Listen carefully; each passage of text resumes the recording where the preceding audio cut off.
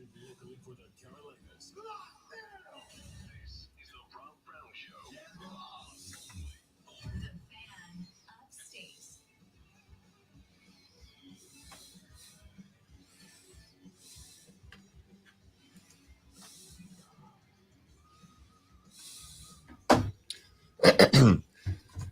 Well, good morning, South Carolina. Hello, America.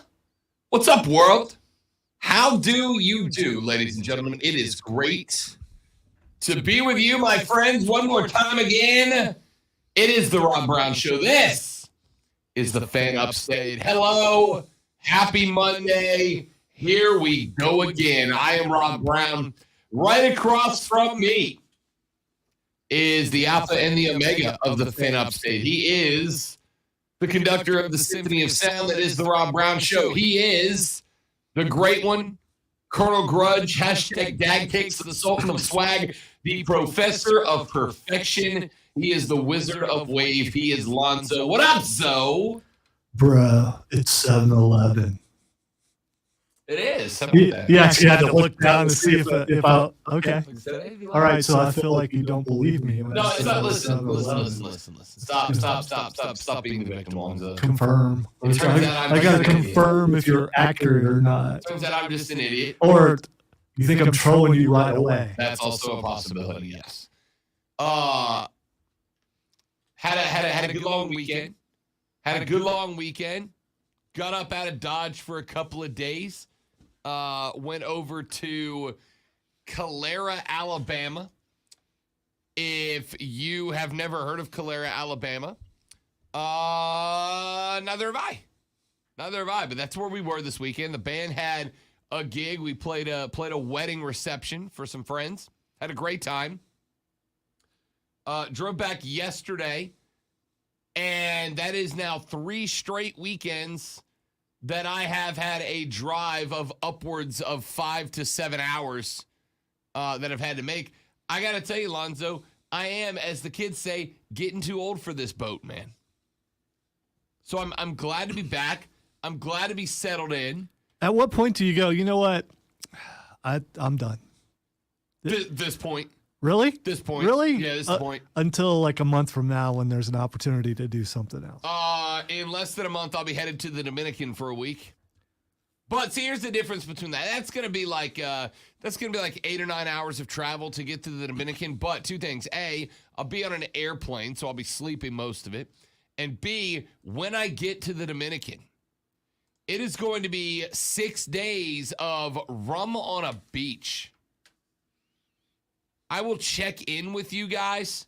I will pop in to say hello once or twice from the Dominican. Cole Bryson's going to be filling in for me. Ugh. So I'll check in to make sure Lonzo hasn't lost his mental stability or what remains of it. All right. So I'm not saying I don't believe you like you didn't believe that it was 7-Eleven. I don't believe you're going to be on the beach every day because I happen to know someone who's very organized and probably has all of your days planned out. Oh, listen, she's very much in charge. Here's what I know I get, Lonzo. I know I get 1 day to go play golf, maybe 2, right?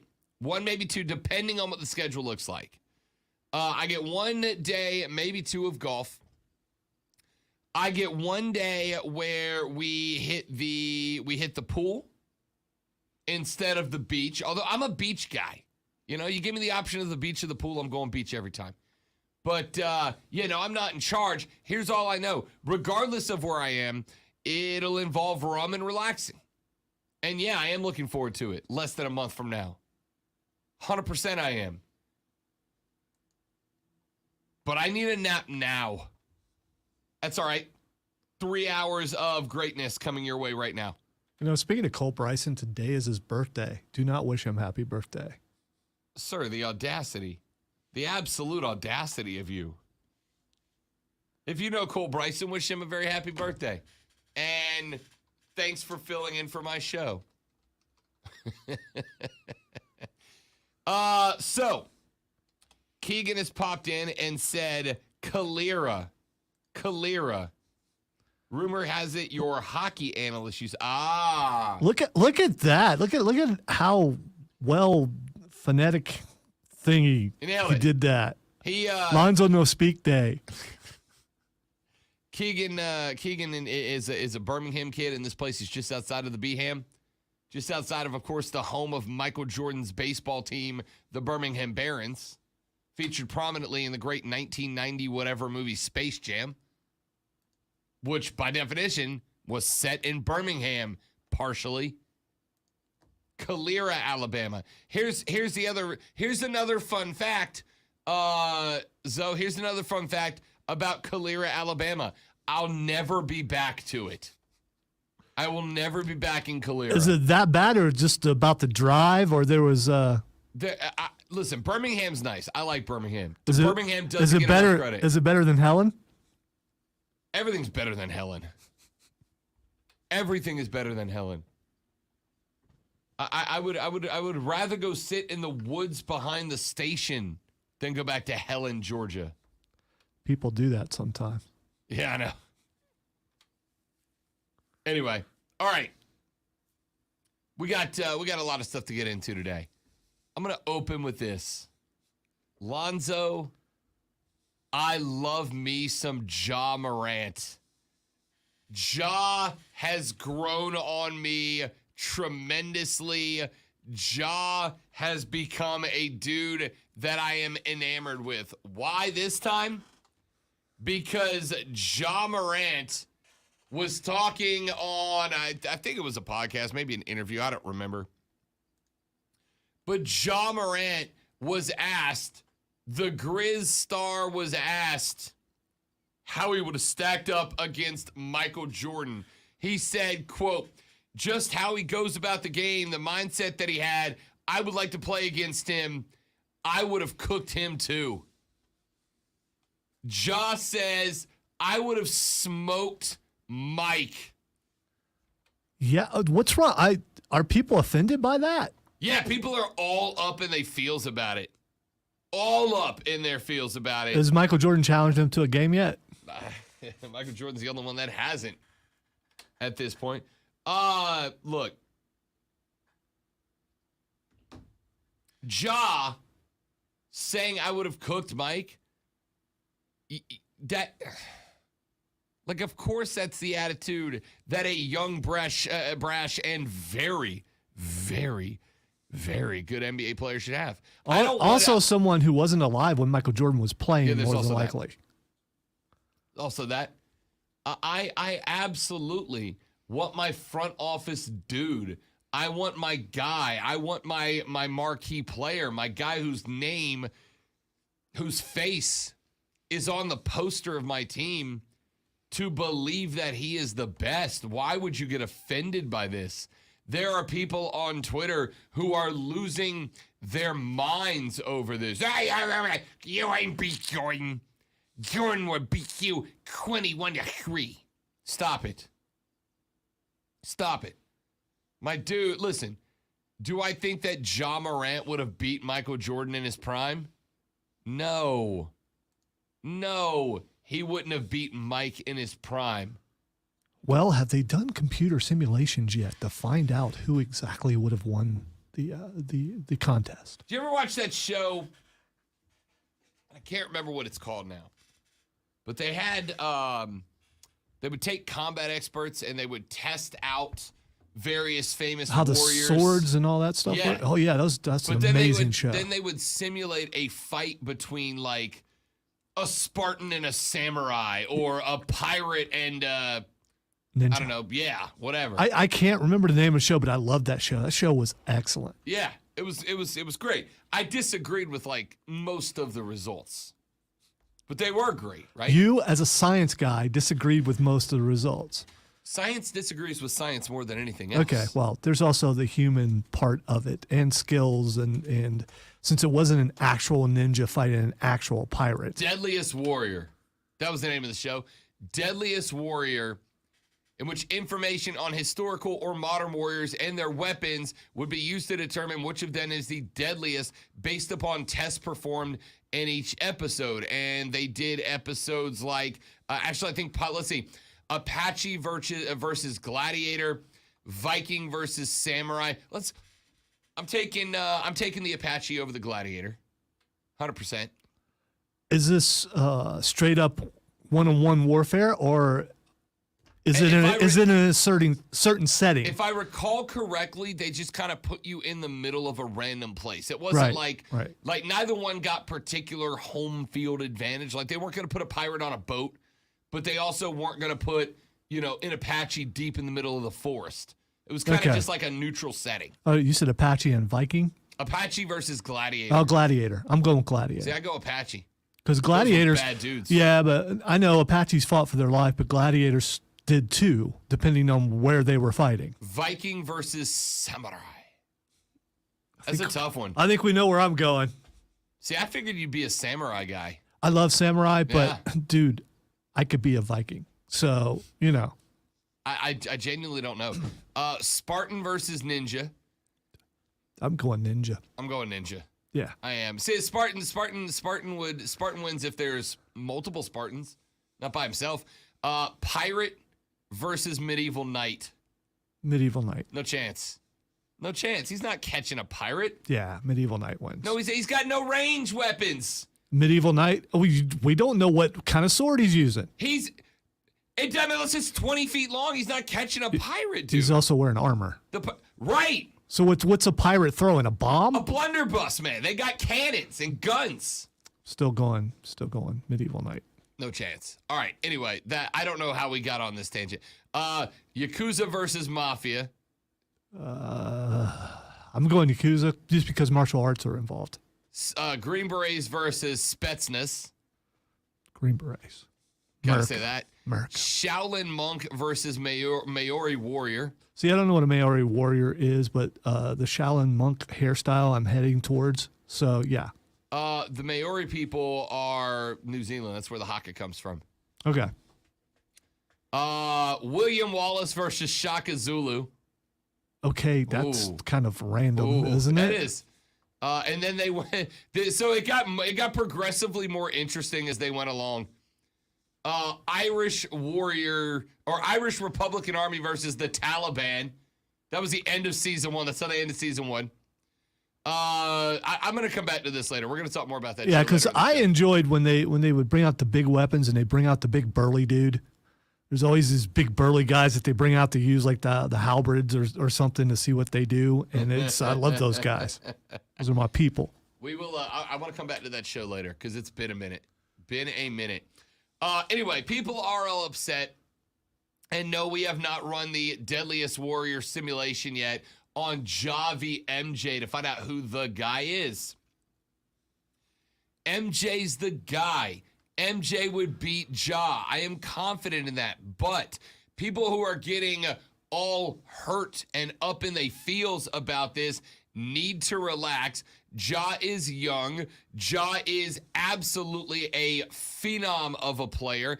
And Ja is the guy for the Grizz that you need to have the mentality. You need to believe that he is the GOAT, or else what the hell's the point? All right, the opinion is that now, and it should be, but 15 years from now, it might be something totally different because you don't know what this kid's going to be 15 years from now. He could be better than Michael Jordan. You know what? There's someone out there somewhere probably going to be better than Michael Jordan eventually. Maybe. It hadn't happened yet, but maybe. Here's what I'll say. Jordan was more physical, was thicker than Ja Morant. Jordan would push Ja Morant around. I have no doubt about that. Now, could Ja outrun Mike? Could he outplay Mike? Could he cook Mike with handles and a cross and get Mike uncomfortable and get Mike away from him? Yeah, maybe. Maybe. But Mike was an all-defensive player, too. We talk about the offense, but Mike was an all-defensive player. All I'm saying is, people who are all up on social media, who are all upset on social that Ja had the stones to say he would beat Mike, relax, my guy. Relax. Let Ja live. Let him talk. Let him run smack. He's young. He's maybe, Lonzo, one of the most exciting young 2 or 3 players in the game right now, right? Man, I will tell you right now, I am more excited about watching Ja next year than I am about 3/4 of the guys that were on an all-star team this year. Ja is going to be a dude, so I got no issue at all with Ja carrying a little bit of cocky, a little bit of confidence into all of this. That's what I'm going for, man. Love this kid. All right, we got a break. Speaking of the NBA, we'll do another NBA segment when we come back. Because all of y'all who have told me the NBA is going south because of free agency, who have told me that the NBA is going south because of ring chasers, who have told me the NBA is going south because guys are flipping teams regularly. Well, there is a dude in the association right now that I expect you to be championing, that I expect you to be singing the praises of moving forward. And I'll tell you who it is and why when we come back. I'm Rob, he's Lonzo. The Rob Brown Show's on your radio, and this, my friends, is the Fan Upstate.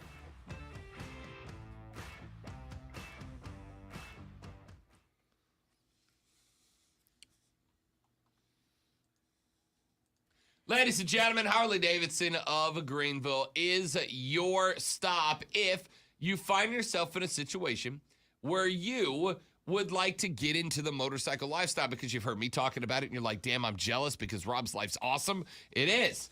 And being a motorcycle rider just adds to that, my friends. So here's what I want you to do. I want you to pop into the car. I want you to head over to 30 Chrome Drive in Greenville, 30 Chrome Drive in Greenville. And no matter what phase of the motorcycle life you are in, maybe you're just getting started. Maybe you've never ridden before. Maybe you're a wildly experienced rider and you're looking for your next bike, your next adventure. You need to go to 30 Chrome Drive in Greenville and talk to my friends at HD Greenville, because even if you're a brand new rider, they got the Rider Academy. They're going to get you comfortable, secure, confident on the back of a bike, and then find the bike that's right for you. If you are an experienced rider and you're trying to find your next step, you can go and talk to them and they will get you set up with the bike you have been looking for. It's at 30 Chrome Drive, or you can see the entire inventory online at upstateharley.com. Upstateharley.com. It's our friends at Harley-Davidson of Greenville.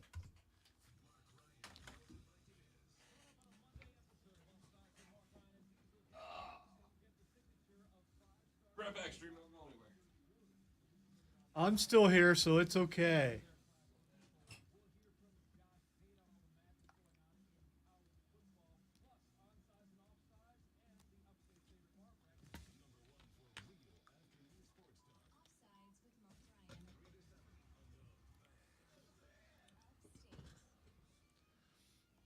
I don't know, Steven. The Thor is getting panned by social media. They absolutely hate it. But it still made a lot of money. So I don't know. Who do you believe? I guess it's week 2. How well does it do week 2?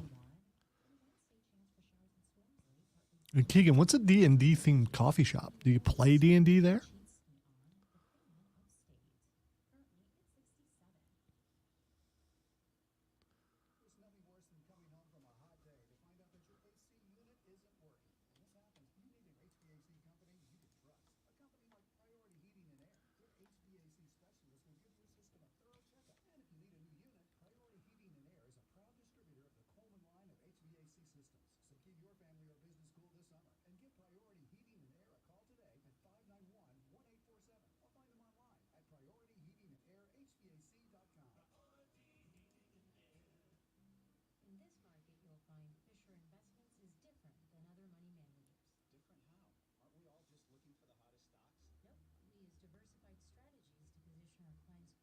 Oh, cool. Does it enhance the flavor, though? I'm just curious.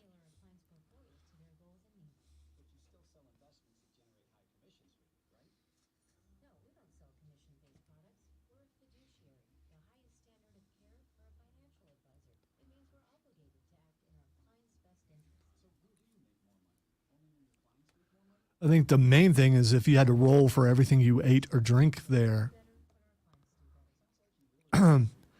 Keegan, I went 4 out of 5, but on Thor, and here's the reason why. I think the comedy was a little too much in the beginning. I understand they needed to balance out the story. I'm not going to spoil, but they needed to balance out the story, the seriousness of part of the story. Not the best Thor movie, not the worst Thor movie. It'll be hard to beat Ragnarok.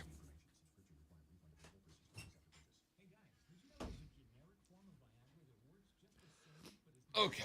Hey, look at that video I sent you real quick. I did. I'm So, curious. Would you eat the cake? I want to start with, And clearly as people had signs that said cake me, this Right. is like a thing Yeah. that happens at Steve Aoki shows. And who is Steve? He's a DJ. Okay. Very talented one. As far as pushing play goes, you know.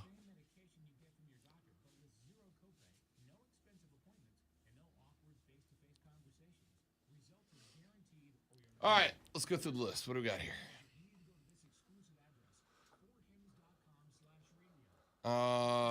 Joe says, my opinion as a professional athlete and NBA competitor, job would sound absolutely insane if you said Jordan would beat him in a one-on-one. Yeah, no, you have to say that, right? You have to say. Could you imagine a guy coming out and going, yeah, So I'm not as good as him, Not as but good as- I'm gonna try really hard. man, I want my guy to have a little bloodlust. Skrilla, welcome back, big dog. He was pretty much joking and saying he had to say that. Yeah, I mean, listen, we read the quote. Yeah, of course. Like, again, it is what it is. Joseph said, rivers and pools over the beach all day, every day, and I grew up in Pensacola, Florida. I like you, Joseph. You're a good guy, but no, man, the beach is where it's at. There's nothing more relaxing. And I love a good float. I love a good float down the river, a good float. Problem with floating down a river is you still got to work. Do you love a good shark, though? I'm just, I'm just curious. I've been on the beach for 38 years. I ain't never had a shark bite me. Okay, I'm just saying. I'm You're probably not going to sharkless. get bit by a river shark. Definitely not a pool shark, although you might get hit with a cue or something. Good night, everybody. Keegan says Calera has a D&D themed coffee shop. The drinks are all named potions and elixirs, and the food is magically named. Where was this? You know, we were talking about that. Do you have to roll for quality of food? I mean, there's a lot of things you could do with that, I think. So what was your reason for giving it a 3 out of 5 that Keegan agrees with? I give it a 4. Keegan gave it a 3. Gotcha. No time.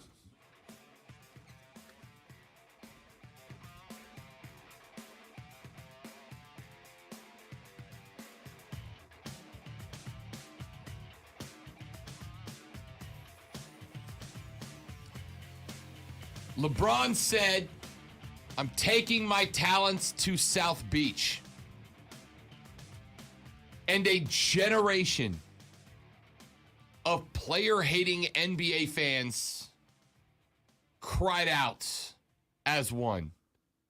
The audacity of LeBron to decide that he would like to play in a city that is different than the one he has already played in. They didn't do that when Kevin Durant and some.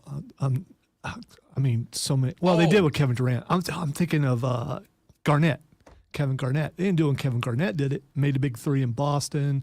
All those. It was just because it was LeBron and because he had a TV special. If he didn't go without, if he went without the TV special, would there be the same outcry? I think so, because Bron was the chosen one. How do I know? It's tattooed on his back. Which is probably the only decision Bron made that I'm like, dude, that's kind of lame, Bron. Why? It's the truth. lame. It was the truth since high school, wasn't it? Kind of lame.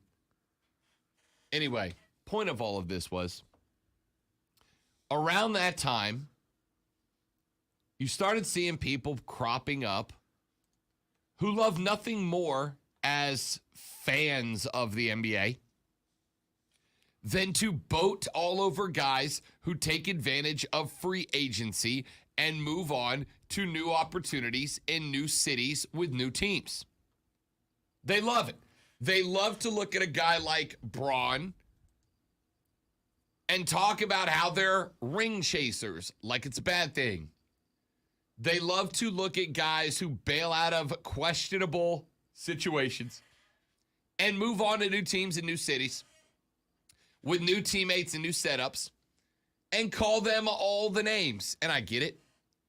I don't agree with it, but I get it. I get wanting loyalty. I get wanting to see career guys, which just, they really don't exist anymore. Guys who show up, they get drafted by a franchise, they end up on said franchise, and they stick with said franchise for the length of their career. They don't exist anymore. I get it. I understand that. But here's the thing. All of the sudden, NBA players are just business guys, right? It's just that instead of showing up to the bank and keeping track of numbers, or instead of showing up to the insurance company and taking pictures of car dents, or showing up to the whatever you do and doing the whatever you do at the place where you do whatever you do, these guys just play basketball. That's their job. That's their living. That's their career. And different things impact how much money you can and do make in any given career line, including NBA player. Winning a championship gets you a lot more money, right? Making all-star teams makes you a lot more money. Deeper runs in the playoffs make you a lot more money. And NBA guys recognize this. They understand that, so they start setting themselves up in more advantageous situations in order to take advantage of that. And moving on. Well, if your complaint has been so far that loyalty in the National Basketball Association has decreased, then I fully, entirely, completely expect you to be promoting Damian Lillard, ladies and gentlemen. Damian Lillard agreed to a 2-year max extension with the Portland Trail Blazers. He will now be in Rip City for another 2. This takes him through, I think, age 35. That is effectively to say, Dame's a career guy at this point. Dame Lillard's contract with the Blazers will pretty much seal the deal that he finishes his career in Portland, in Rip City. He said, quote, "I don't think that you earn something like this just by going out there and scoring a bunch of points. Something that's missing in our league is character and the fight and the passion and pride about, not just the name on the back, but the name on the front and how you impact the people that you come in contact with," end quote. It's a nice sentiment, Lonzo. It's a nice sentiment to talk about, I was here long enough to be a foundation that the Blazers could build on and that the Blazers could take steps forward with and that the Blazers could create a dynasty around, except for, here's the problem with my guy Dame, who is now, 32 years old? Right? And probably not going to have brawn longevity in the league. The problem, Dame, is that while I respect this and I respect your decision to continue to play for a franchise that has had you for the better part of a dozen years and accomplished what? Getting bounced from the first round of the playoffs a few times? Getting bounced without making the playoffs a few times? You have been there. How long? When did Dame get in? I should have already looked that up. So you're making it a negative thing that he wants to stay at a place that he feels like is home. No, I'm making it a thing that says I respect the decision and he should be commended for the decision. And I applaud the decision and I respect the decision. The thing I'm saying here is you have been on this team for 11 years. This will be your 11th season in Portland. You stayed through Terry Stotts. You were a Rookie of the Year. You stayed through changes at the CEO position, the head coach position, pardon me. And what have the T-Blazers accomplished? You won a division title back in 2014-15. You made the Western Conference Finals in 2018-19 and got, if I recall correctly, swept out of them. I believe took the sweep in that one, if I recall correctly. Like, I commend the decision by Damian Lillard to stay as a Portland Trailblazer. I respect the decision of Damian Lillard to go, I want this team to be able to build themselves on my back. I want to give them the stability of having a superstar they can rally around. What I'm also saying is, in the future, when guys give 5, 6, 7, 8 years to a team and nothing changes and nothing happens and they move on to another destination after they have served the entirety of their contract, those guys don't deserve to get beat up because they didn't do what Damian did. It is fine to celebrate Damian Lillard. And good on Damian Lillard for being willing to be that guy for the Portland Trailblazers. But it would also not be fair to knock other guys who finish their contracts and leave situations that are worse than the Blazers, though there aren't many. There's a few guys that leave situations better than the Blazers. See, I can relate to Dame a little bit more than the other guys because I'm, 7 months? Still here trying to save a franchise in the Rob Brown Show. I appreciate 7 months into my 22nd year here in this building because it's home. Sure. And I get that. You don't have to go somewhere else to chase things when you can do it where you're at. And sure, I'm when on you've radio, been, but I'm on radio station number 6. Am I a bad guy? I know. So we can be on both sides of this Right. thing. And here's the other thing. At least if you stay, you're talking about him being there for a while. He's seen quite a bit of turnaround, just like I have. When you've been somewhere for a very long time, you see quite a bit of turnaround, and it's like starting a new job, but you're still in the same place. So the point that I'm making here, There's no wrong way. I mean, I get chasing rings, and I also get staying at home. that's what I'm saying. What I'm saying is, if you have been beating up on guys who have gone different places to get in better situations, you better be celebrating Damian Lillard. That being said, just because Damian Lillard is doing something that a lot of people today are going to call commendable. Dame's a rare breed, and he is a rare breed. I'm not saying he's not a rare breed. He's a rare breed, and it's great. Good on him. Good on him for wanting to be the cornerstone, the foundation for the Blazers. He is the exception, not the rule.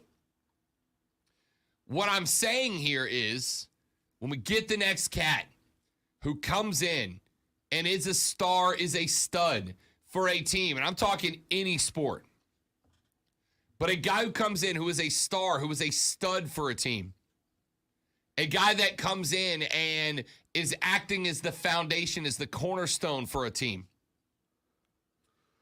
and then that team just doesn't do anything, they don't grow, they don't change. Look, the Trailblazers right now, the Trailblazers have made some moves. Some moves. They have added some pieces that I find really interesting. Josh Hart has come in. They signed Gary Payton II off of the Warriors to come in and be a defensive role player. Yusuf Nurkic is a guy that averages double-doubles at the big man position, right? He's getting you 10 and 10 every night. And obviously Dame and Anthony Simmons across the front. It's a good team. It's not a championship team yet. They need another guy, right? Dame Lillard is good at the point guard spot, but you don't win championships in the NBA off a point guard. You don't. You win them off power forwards and big men, right? Steph Curry's one thing, but if Steph didn't have the other guys he's got in Clay, in Draymond, Steph doesn't win a title. You don't win titles with point guards. That's why C.J. McCollum got shipped out of Portland. Because Dame's going into year number 11, and the T-Blazers are resetting again. Look, I worked at a radio station down in Florida for 11 years of my broadcasting career. 11 years. I gave them everything I had. I was their foundation. When their other dude went to jail, I spent 2 years hosting both the morning and afternoon drive time. I was doing 7 to 8 hours of live radio every day for 2 years. I was life committed. I was planning on being at that station and becoming a national voice on it. And then one day I looked around and I went, you know what? I'm the only one pushing for the better. I'm the only one trying to improve the situation. The salespeople are going out there selling just enough to make their commission to be comfortable. The ownership has not bought a new piece of equipment in years. Nothing has changed around here. I'm the only one trying to make it better, and I decided it was time to move on. The NBA is the same thing. It's just that we, as fans, expect our players to have the same love and passion for our team that we do. And they're not gonna. We've talked about this with college sports. Nothing is different between there and professional sports. It's just not. You end up in a spot where you've got to look around and go, staying here is of no benefit to me. Is Dame going to win a title in Portland? No. I got no reason to believe that Portland knows how to build a title roster. Now, maybe some of these moves they made, here's the pipe dream. Maybe some of these moves they made were to make the trade and get Kevin Durant out to Portland. Because Durant and Dame, Lonzo, that could win a title. Yusuf Nurkic underneath, Durant at the wing, Dame playing point/shooting guard, that could win a title. Maybe that's why they stockpiled some talent. And maybe, here's the part nobody's talking about. Maybe Damian Lillard doesn't care about winning a title, right? Been a lot of great athletes that retired without a title. I'd say Charles Barkley's doing all right for himself despite never winning a title, right? A lot of great athletes don't win titles. Maybe Dame Lillard doesn't care about winning an NBA championship. Maybe his family just really loves Portland. He's well ingrained in the charity scene and the philanthropic scene in Portland. He's known as one of the best dudes in the NBA as far as giving back to his community. From what I can tell, he and his family love Portland. Maybe he would move. But his family said, no, we love Portland. We don't want to go anywhere. We love Portland. We're staying here. And that's the reason they stayed, in which case I wouldn't fault him for that either. What I am saying is, regardless of the reason of Dame staying, signing the max extension with the T-Blazers and staying in the black, regardless of his reason, he should be commended. It is fine that he's got that level of loyalty. It may be to the team, it may be to the city, it may be to the paycheck, it may be to his family. He's got loyalty somewhere that's got this contract signed. What I'm also saying is that the next time that a guy goes, yeah, I can't get it done here, I'm out, later, deuces, see ya. That person should not have the hell beat out of them because they didn't do what Dame did. Lonzo should be commended for being here. How many years? 22 years? And counting. Lonzo should be commended for being here 22 years. This building and the stations in it would not be the same if it weren't for Lonzo. I sincerely believe that. Does that mean I'm a bad guy because I'm on station number 6 in 15 years? No. No, it means I was trying to find the right fit to make my life better, and here I am. Sorry about that. Quick break. We'll come back here in just a minute from right now. Texture said if LeBron is the chosen one with the tattoo on his back and you call Lonzo the great one, does that mean that Lonzo should get great one tattooed across his shoulders? Yes. Yes, he should. We're putting together the GoFundMe to get Lonzo great one tattooed across his back. It's happening. Texture said, love the show, man, but Zoe, give Rob a hug. He has a very irritable tone today. I have noticed the irritable tone, you know. He had it Friday, too. I think Rob's just tired. That is exactly it. Rob has now traveled 3 consecutive weekends in a row. He just wants to go to bed. That's all. That's all. Quick break. Back after this on the Rob Brown Show. This is the Fan Upstate. Charisma.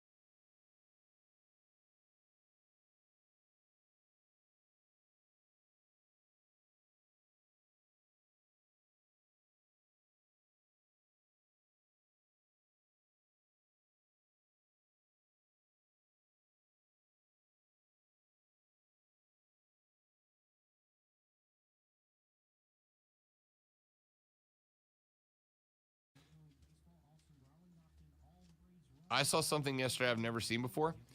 I saw a guy drive away from the gas station with the nozzle still in his car and rip the hose off.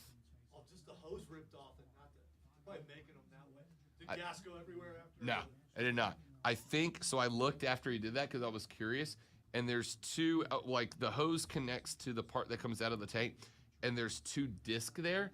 I almost think they've invented some sort of like, yeah, but like that's like, it's not like a magnet per se, but it's something that like you must have to put enough X amount of force into it to disconnect it. I hope so. But the guy literally got out of his car, pulled the nozzle out, dropped it on the ground, and drove off. And just left the hose on the ground. I was like, are you kidding me, guy?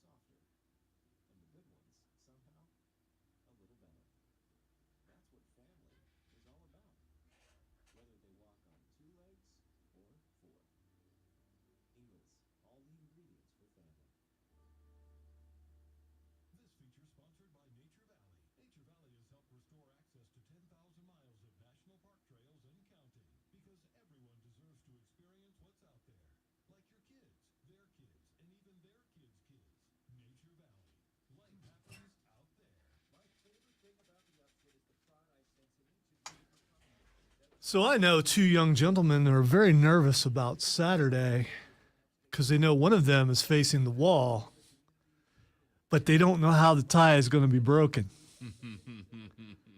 So what I did is I revealed a little bit over the show about who wasn't getting shot. It made them wait all the way till the end.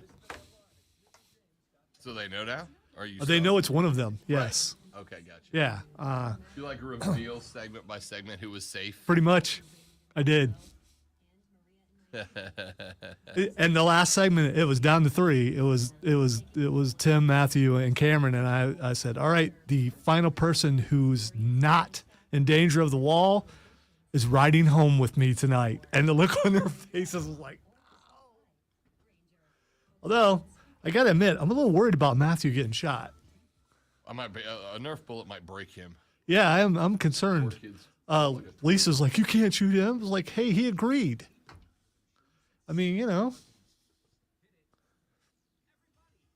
I want it to be Tim because I'm just going to aim for his hair that's supposedly better than mine and just try to get Nerf stuck in his hair everywhere, which I've never seen happen yet. I also beat Elden Ring Saturday, finally. Nice. Finally. Disappointed in the ending. There's like 6 different endings. The ending that I got, I didn't sit on the throne. Oh. Yes. But it was supposed to be the best ending, but I didn't sit on the throne. I want to see myself on that throne.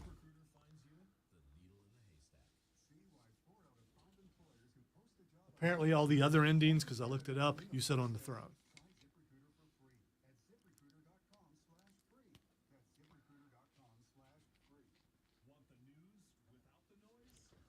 So I need to come up with a tiebreaker, but what I think I'm going to do is I'm going to let the sponsor decide.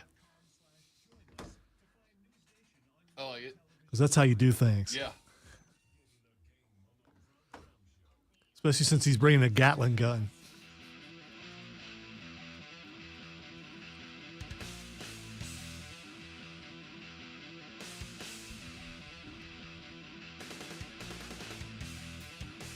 It's not really that I'm an irritable person. I'm not. I'm a really, really nice guy. It's just that I have had 21 straight days.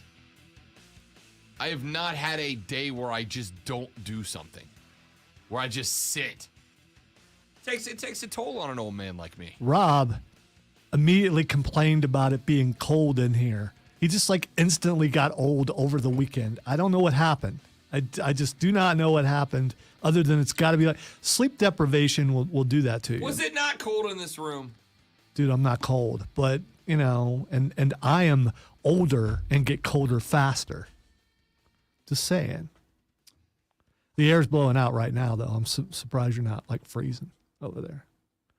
You want me to get you a shawl or a cardigan? You having fun over there, buddy? Always. Yeah, I know. It's radio. That's what you're supposed to do, Rob. Season 2 of Deadliest Warrior, which I got to tell you, I've spent more time than I probably should have going over some of these matchups. I kind of love it. Season 2, Attila the Hun versus Alexander the Great. I like that one. See, here's the thing, though. Attila known as a tactical strategist, right? So this would be more interesting if you gave me the forces of Attila the Hun versus the forces of Alexander the Great. That's a battle I love. Jesse James versus Al Capone. Again, are we talking about the James gang versus Capone's mafia empire? Or are we talking about Jesse James via? Because in a fight, Jesse James is going to smoke Al Capone, right? No chance.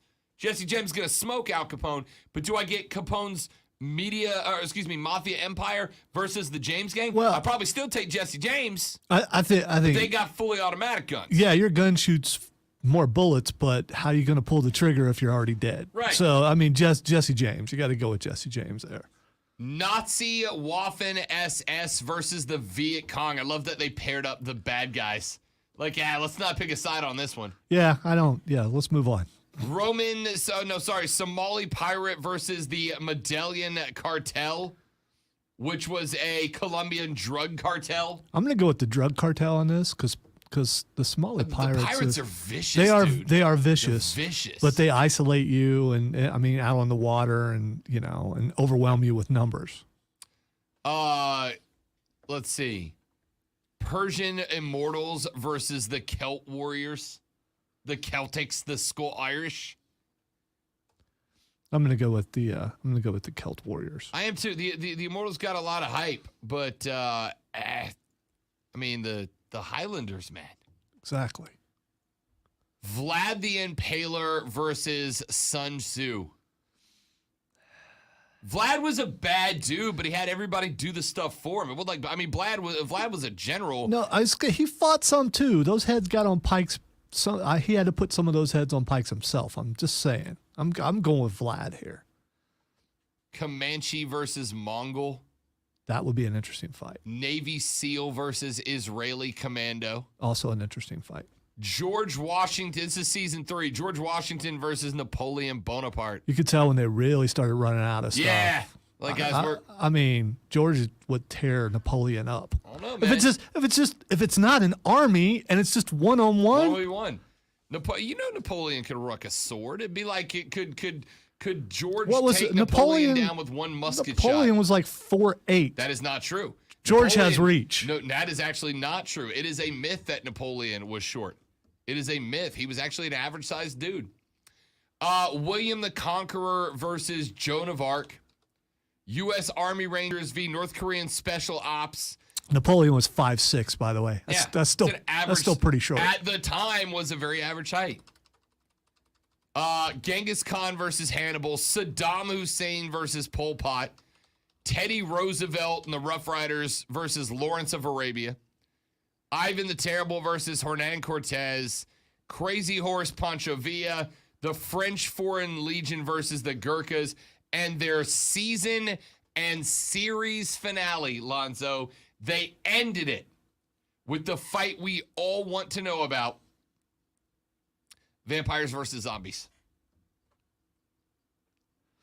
I'm going to go with vampires there. I mean, if it's just 1v1, yeah, obviously. And vampires, unless they're feral, they mostly have their intelligence. Zombies do not. What an absolute show. Unless it's the zombies from that one where they just like 28 days later. No, not World War Z. World War Z. Those zombies are a little bit scary. By the way, George Washington 6'2", so this would be like you fighting Stone Man. You've got some reach, dude. Well, obviously. Yeah. If that's the case, Napoleon is screwed. All right. So listen, I didn't know I had a sports segment lined up there, but then I found the Wikipedia page for Deadliest Warrior, and that was ruined.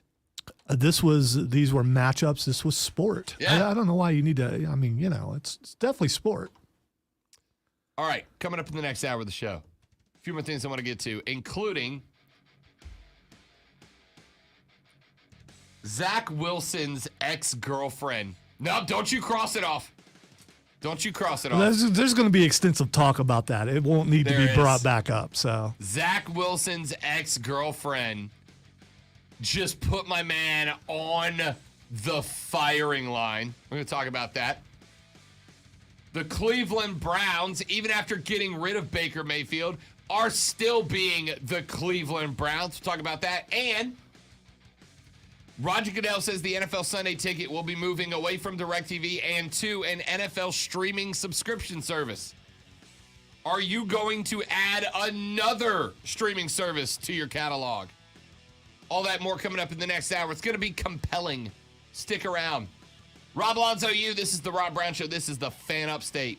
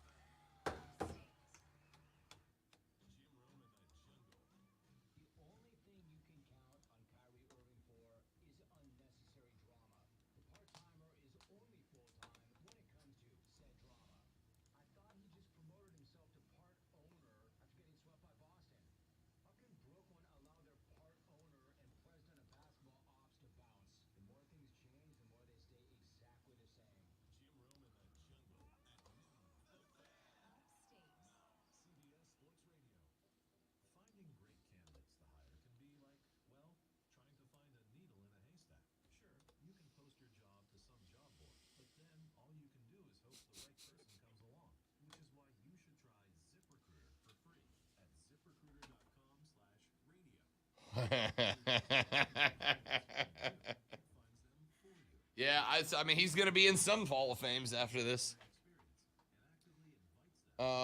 Need a special edition faces or heels with Zach Wilson. I mean, do we need that? No. Do we need that?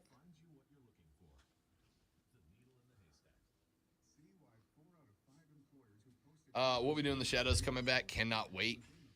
Cannot wait for Still baby haven't watched an episode Coleman of it yet. Robinson.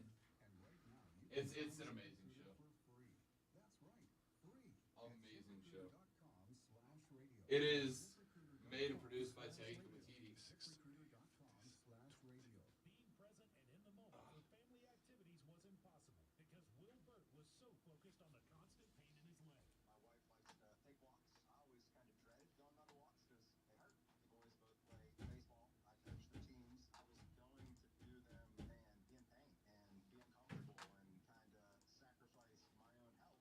An old Achilles injury left Will coping with agonizing pain until he discovered the natural biologic treatments at QC Kinetics. No surgery or steroids. The procedure took place in the office, and Will walked right out. I feel great. There's no pain. There's no tenderness. Patients like Will are feeling amazing. Hall of Fame class of 22, Zach Wilson. The golf course today, so I think that's a good telltale sign that the Achilles is feeling better. Don't be in pain another day. Call QC Kinetics for your free consultation. Call QC Kinetics, 864-448-3772. That's 864-448-3772. 864-448-3772. From the Ingles Market Studio. 97.7 FM Greenville. 97.1 FM Spartanburg. And the Louisiana. Have you heard the Ron Brown Show? Mr. Rogers is creepy. You're creepy. Mr. Rogers is a national treasure. You're creepy. No way, Mr. Rogers. No way. People don't come in and change their shoes like that. People don't wear a sweater like that. If that guy lives down the street from you, you stay away from him. Mr. Rogers is a national treasure, an absolute icon. Many years rumors have gone around that Fred Rogers flipped kids off on his TV show. The truth is he did inadvertently. He was singing Where is Thumbkin with children. When he got to Tall Man, he proudly displayed his middle fingers because that's how the song goes. Oh, and Mr. McFeely was a speedy delivery guy, was Rogers' middle name. Wait a minute, Mr. McFeely? Oh yeah, that's a good name for a kid's show. Come on, Rob. And it was Mr. Rogers' middle name. His middle name was McFeely. You know, we're going from Mr. McFeely to Deshaun Watson. What a transition. Hello, let's talk about happy endings. That ending was spectacular. Yeah, I almost didn't put it in there. Well, oh, come on. I mean, I almost didn't put the promo in. It's spectacular. I love it. The little princess sound at the end. That wasn't. That was the actual theme music from Mr. Rogers. Oh, was it? Yes. I barely heard it. I'm sorry, the creepy theme music from Mr. Rogers. Was that the sound when the little Right at the beginning of the show. Yeah. Scholarship players entered the transfer portal. 43.5% of these kids did not find a home in 6 months. These kids have the wrong people in their ear, motivated by the wrong It's thing, a beautiful day in the neighborhood. and Beautiful people day think, for well, a those are the neighbor. risks. That's the lesson. Offsides with Mark Ryan. Upstate. Good morning, Captain. Far superior to Good Morning, Captain from Captain Kangaroo. Far superior of an intro than the creepy piano music from Mr. Rogers. Hey guys, did you know there's a generic form of Viagra that works just the same but is 90% cheaper? And you can get it online? Just go to 4hims.com/J. You should read what Seb just posted. You will appreciate it. And trusted generic alternatives to the biggest brands at 90% off. That's right, get generic for Viagra. I was in a civilized city. Is branded Viagra, but 90% cheaper. It's the same medication you get from your doctor, but with zero copay, no expensive appointments, and no awkward face-to-face conversations. Results are guaranteed. Somebody asked me once if, like, do I ask people away from the show that question? I'm like, no, because nowhere else is the answer. Yes, it comes with chili. HINS.com/JOY.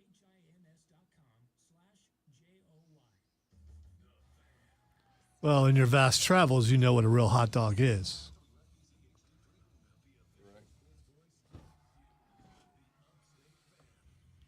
When I say it's only here, I think it may only be here in the In upstate. the upstate, not even Yeah. all of South Carolina.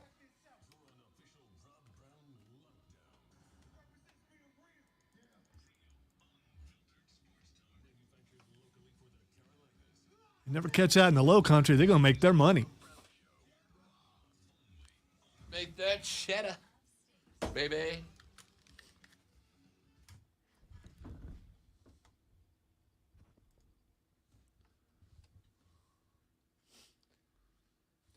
Here we go. Hour numero dos of the Rob Brown Show starts now. This is the Fan Upstate. Hello, Upstate South Carolina. Hello, America. Hello, world. Rob, why aren't you yelling today? Because I'm exhausted, people. You know how hard I work to entertain you people? Do you get it? My back hurts, Lonzo. I'm cold. It's too loud in here. Do you need some ointment of some type? We're getting back into the swing of things, man. It's only Monday. Looks like somebody's got a case of the Mondays. And I'm not even done. I'm not even done. I had I had the nationally syndicated show. Let's see. I left here Friday. I drove 5.5 to Calera, Alabama. Saturday, I did my nationally syndicated sports talk radio show alongside Cody Decker, live from Calera, Alabama. A hotel room in Calera was the site of my nationally syndicated radio show Saturday. Played a 4-hour wedding reception on Saturday evening. Got up Sunday, drove back from Calera, Alabama. Got in last night, had to lay down some track work for today. When I get off the show today, leaving immediately after the show because I'm going to sit in on the BetQL MLB Tonight podcast with Cody Decker. Asked me to guest host that today. So I'm doing that for a couple hours after the show. Then this evening, which by the way, ladies and gentlemen, if you don't have plans, feel free to come out. This evening, I will be emceeing the Greenville Liberty fan event at Dave & Buster's at 6 o'clock. We'll be introducing the playoff roster tonight. On Wednesday, the Greenville Liberty will host their inaugural season and first ever playoff game. That's going to be Wednesday at Legacy Early. So tonight, they will be introducing the Greenville Liberty playoff roster to the fans. So if you're around Dave & Buster's tonight, come on by. I'll be emceeing that, hanging out afterwards for like a while. So I got the MLB Locked On podcast tonight after the show. Then we got the Greenville Liberty playoff introduction event. I've got another BetQL show tomorrow. We got the playoff game on Wednesday. Effectively, Lonzo, I just got to not die between now and Thursday. And then I'll have a night off. And then Saturday, you're going to be very busy. I got something to do on Friday.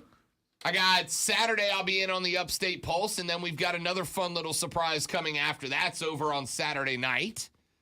And by the way, host a nationally syndicated radio show Saturday during the day as well.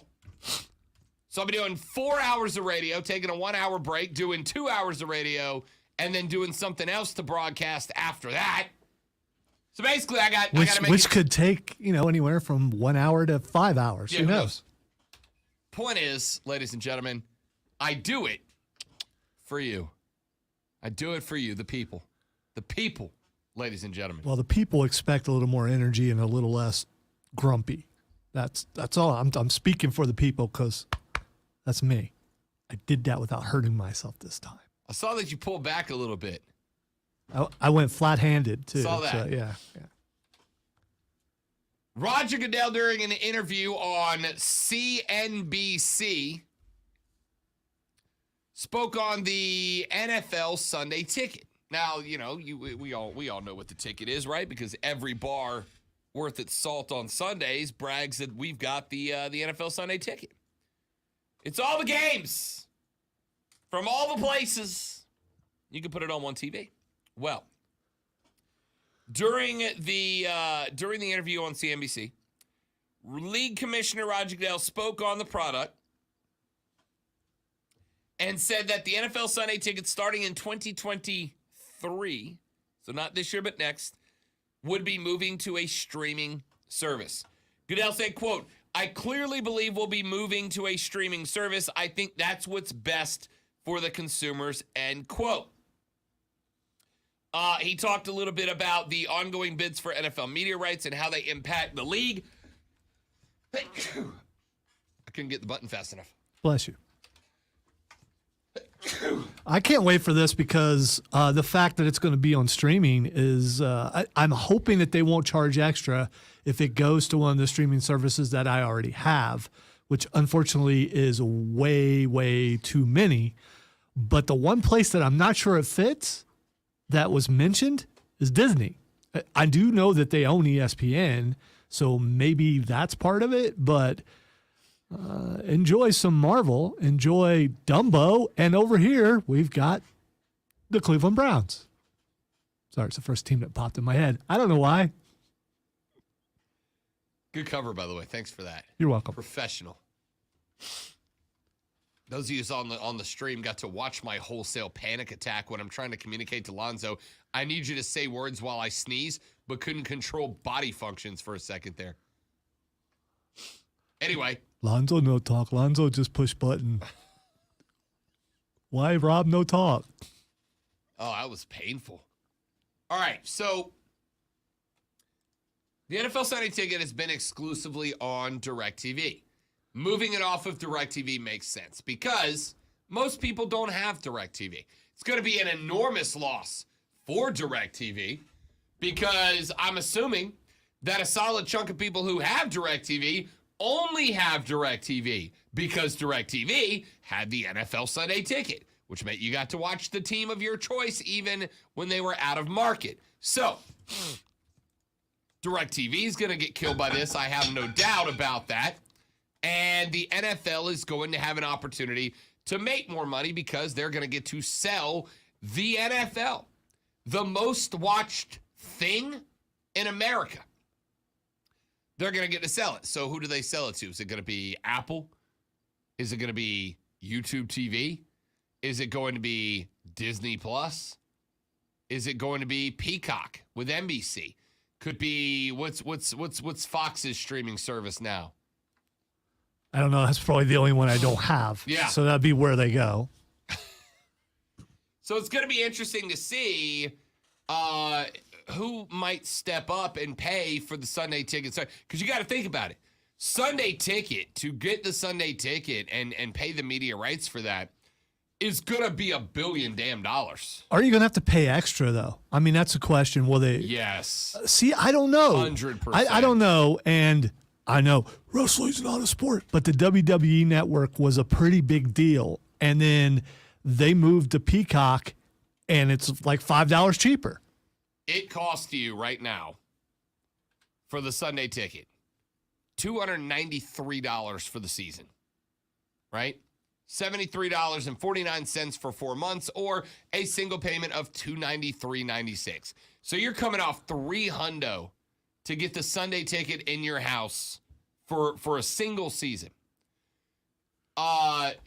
If they move it to insert streaming service from here, that company is not going to pay the NFL $1 billion for the rights to the Sunday Ticket and then let you get off the hook for paying $17.99 a month to watch it. See, I don't know. I don't know that they won't do that. Maybe they change one of their packages to make it a little more expensive to include that. But this, I think the smart move is maybe you up it by, a couple dollars, and then you get a lot more subscribers coming to your service. I'm not saying it's going to cost you $293. I am saying it's going to be an add-on elective package. Because, again, all streaming is doing, Lonzo, is moving back towards the old cable model, right? Where you got a base group of channels, and then you had to pay extra for whatever you wanted to add on. You want HBO, it's going to cost you more. You want Skinamax, it's going to cost you more. You add on what you want, and that's just we're just doing that again. It's just that now everything comes over the internet instead of through a cable. But the NFL is going to sell these rights to the Sunday ticket service. When I say $1 billion, like I'm not exaggerating. I think it's $1 billion package. And they'll sell it to NBC, or they'll sell it to CBS, or they'll sell it to ABC, Disney, ESPN for $1 billion. And then you'll get Disney Plus, or you'll get Peacock, or you'll get Hulu, or whatever you're going to get. And it'll be an extra $100. I would bet you it's an extra $100 a year and you get Sunday ticket. Now, I'll tell you right now, I can justify that, Lonzo. I have not been in a position in the past where I've looked at $300 and thought that's worthwhile. I'll tell you if you made it $100, I'd buy it every year for $100. I'd buy it every year. $300, a little steep. For $100, I'd do it, especially. I'm down for $100 if you don't have to come up front with it. If you just add a couple of dollars to your bill each month. Like add $10 a month. Yeah. I'd be fine with that. I'd come off all at once just for football season. I'll tell you the best thing that they could do. The one thing that they could do to make this an immediate value buy for me, make the games available in demand after they're over, right?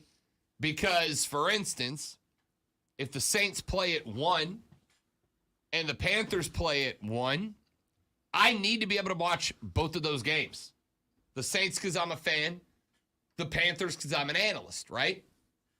So if they're available, for those of you who don't know this yet, if you have Peacock, if you're subscribed to Peacock, and up at the top of the Peacock screen, you scroll over and there's actually a WWE tab. And all the events, everything WWE airs is available on demand there. Well, not SmackDown. You get Raw and the live premium events, or premium live, whatever they're called. But you can get them all right there. If the NFL does something similar, now I don't know that they'll be able to, because obviously Fox owns the rights to games, CBS owns the rights to games, ABC, ESPN own the rights to Monday Night Football, and I don't know if included in those rights will the NFL say, and by the way, you, Fox, have exclusive rights to NFC games on Sundays, and you, CBS, have exclusive rights to AFC home games on Sunday, and ESPN, you have rights to Monday Night Football, but we're going to make all of those games available on demand the Monday morning, right? Or Tuesday morning after Monday Night Football goes off the air. So on Tuesday, the week after, all the games will be available on demand. As an NFL fan, that's an immediate sign. All right, so when you're saying on demand, does that mean you got to pay extra? I mean, I would. On top of what you're already paying for the package. So here's the thing. For me, I don't know that just the package is worth it for me, right? Because there's usually a single game in every time slot that I've got to stay by. Now, in my man cave, here would be the other question, Lonzo. Is there a screen limit? And here's why. In my man cave, I got 6 screens, right? I got 6 screens in the man cave. I could theoretically put up 6 games.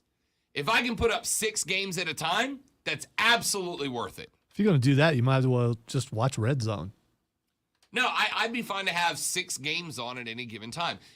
On most NFL Sundays in the 1 o'clock slot, when there's, 9, 10 games going on at a time? Lonzo, if there's 6 games that actually matter, we had a great NFL Sunday. So if there's not a scrimmage, now what would kill me is, hey, with your NFL Sunday ticket package, you have a 2-screen maximum. Well, then I'm out. It's pointless for me. Well, you're always going to get Panthers locally. So, Sure. So for me, I can always DVR Panthers and then watch something else. And then watch the Chiefs if they're on at the same time. Just pick which game is more important and watch that one first. But I would love Sunday ticket, so I'd be able to watch my favorite team all the time, and I haven't been able to do that. Although since they're pretty good, they're on a lot. You're on a lot, yeah. You and Dallas, because reasons, get 11 of your 17 games as national However broadcast. bad Dallas is, they're still on TV. Constantly. It's because they're in our region.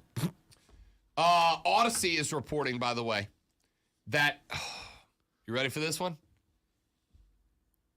Apple Plus is expected to land the NFL Sunday ticket package. No, I don't have that one. The rumor right now, according to Odyssey,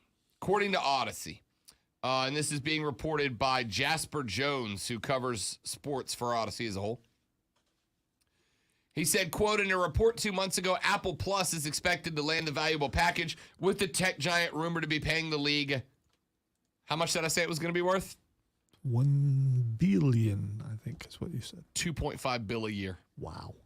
$2.5 billion a year. Too big to fail, you think? The NFL? Or Yes. Apple Plus? The NFL. I mean, they're making $2.5 billion a year just on TV. Just on TV, $2.5 billion a year. And by the way, I'm sorry, let me scratch that. They are not making $2.5 billion a year on TV, Lonzo. They're making $2.5 billion a year on part of TV. Because Fox and CBS and ESPN are still paying them boatloads of money to carry games on Sundays and Thursdays and Mondays and sometimes Saturdays, right? This league's got to be making $3.5 billion a year on television revenue at this point. So, I will tell you, though, I do not have Apple Plus. I will be dropping, depending on the price of Apple Plus, if they get the ticket, and if it is built into the cost structure, not an additional fee of $200 a month or $100 a month or whatever, I'll have to drop somebody else to pick up Apple TV. Unless it's going to, it will be interesting, Wiz, will Apple paying $2.5 billion a year and needing to make that up, will Apple say it's what's Apple? $17 a month, $20? I don't know how much it costs. I don't have it. Say $17 a month, but if you want the NFL Sunday ticket, it is an additional $400. Are you in? Are you in? Let's take a break. We'll come back here in just a minute from right now. A few more things I want to get into, but I got two different stories I want to look over. Number one, unsubstantiated rumors are, unfortunately, to some degree, the lifeblood of this show and of sports talk radio as a whole, right? Like, unsubstantiated rumors, more often than not, don't work out, but we still have to talk about them. Well, the unsubstantiated rumors swirling around right now are that Clemson is taking an angle on moving to a bigger conference. What does that mean? And if that was the case, how would that impact the Gamecocks as well? We'll talk about that and more when we come back. Rob Lonzo, this is the Fan Upstate.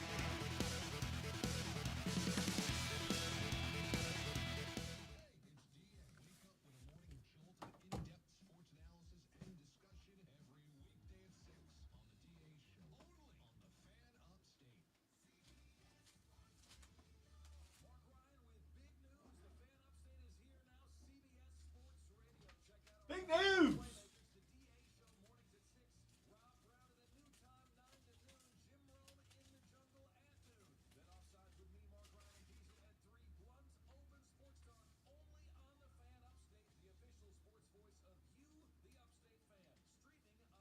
Who's the only guy who didn't get mentioned in that promo?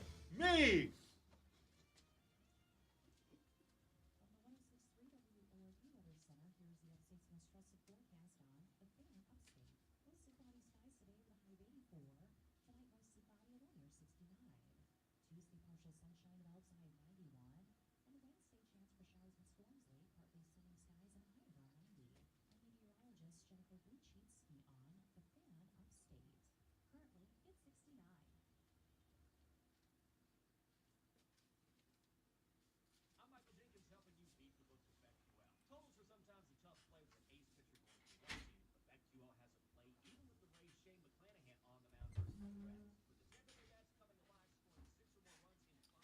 I don't know, Steven, but I do know I'm not moving to iPhone. I've been a Pixel guy for many moons, and that's not changing over the Sunday ticket.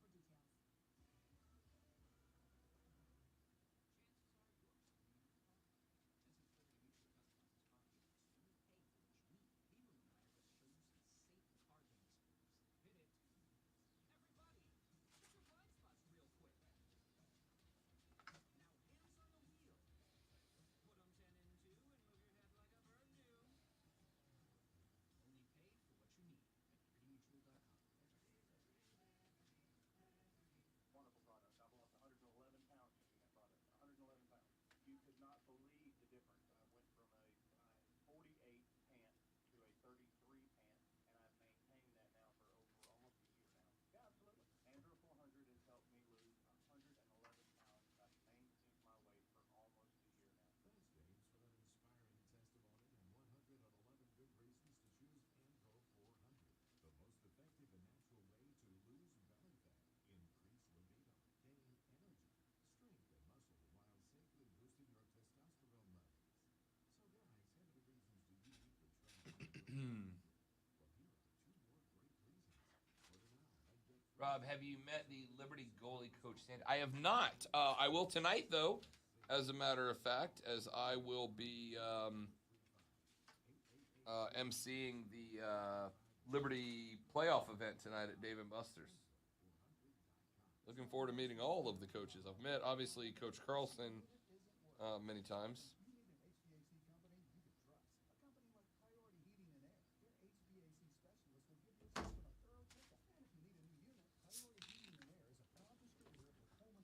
I don't think people talk about the food at Dave & Buster's as much as they should. I've always had good food there. Got I'd to absolutely put it up there with the Chili's and Fridays of the world. got to when they first opened up, got to go to an early opening Nice. and try out the menu and everything, and it was really good. And I thought, okay, this menu is not going to be like this with it, but it was. For a while, that's where I would go for my birthday, just because I like the food and there's games. Yes.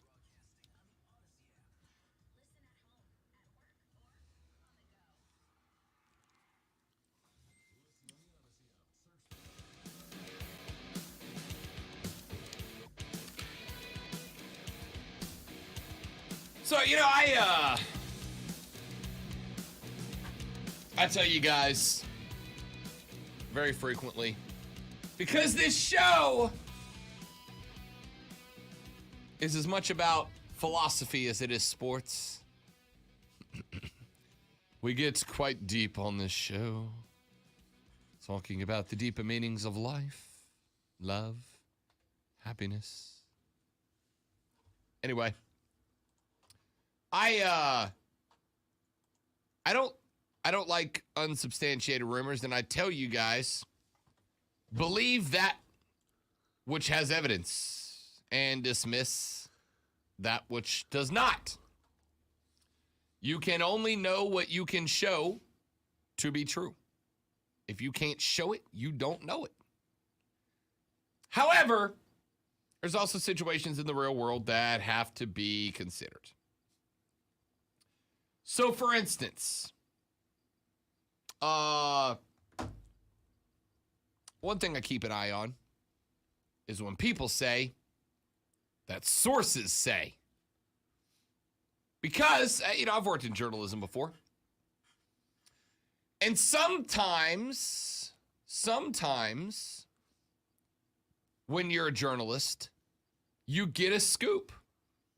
And you get a scoop from someone you trust. And you get a scoop from someone you trust who has given you information in the past that's worked out for you. But they go, hey, Rob, I'm giving you this information. I'm giving you this information. I'm giving you this this bit of data, whatever. Please do not attach my name to it, right? And you get to make a decision. You can do that, but you can do one of three things.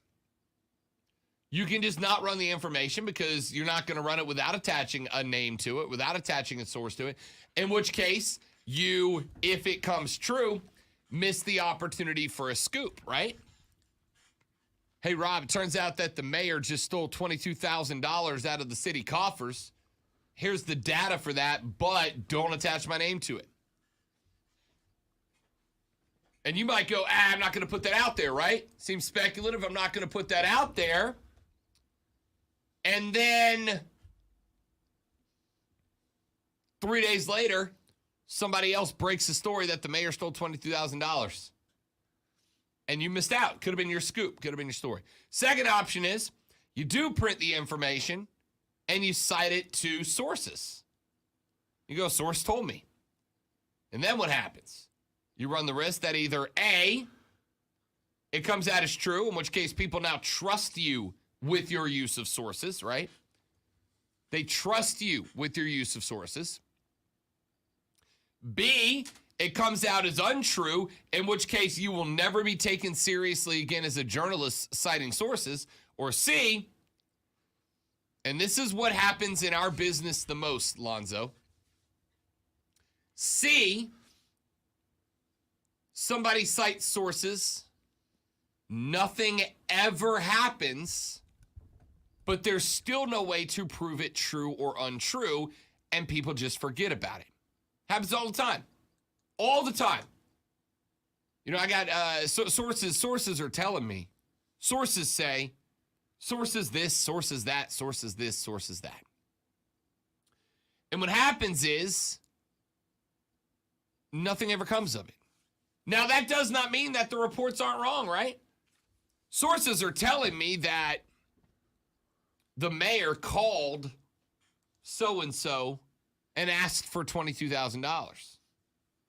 Well, I got news for you. If the mayor never says that it's true or untrue, if the person they're alleged to have called never says it's true or untrue, you can't falsify that, right? There is no point in having a debate over things that can't be falsified, proven false. Which is why you'll hear, Lonzo, Paul Feinbaum's very good at this, although he's worked himself up to a higher echelon. But you'll hear a lot of people, what they'll do is they'll cite sources, but they will never give you any information that can definitively be proven wrong, right? They'll give you claims that are unfalsifiable. They'll give you claims that you cannot prove wrong, because if you prove them wrong, now they're not trustworthy anymore. I was say that's just a smart way to go. If you're gonna, Yeah. I mean, Because if you can't prove me wrong, you can't call me a liar. You can insinuate I'm a liar. You can insinuate that I made it up. But unless you, this is journalism 101. And I got a reason I'm saying this, because I'm coming to the next story shortly. But I feel like this is important to talk about, because I feel like there's a lot of people out there who genuinely don't understand how the journalism process works from this angle. And I've done it before for many years. When you cite a source,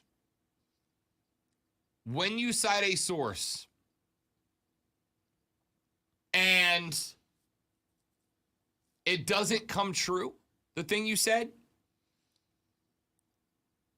if it is an unfalsifiable pretense that you put forward, right?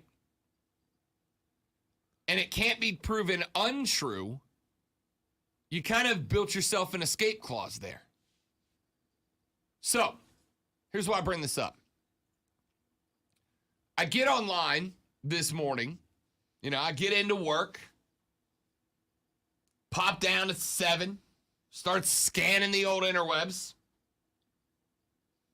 And what do I come across?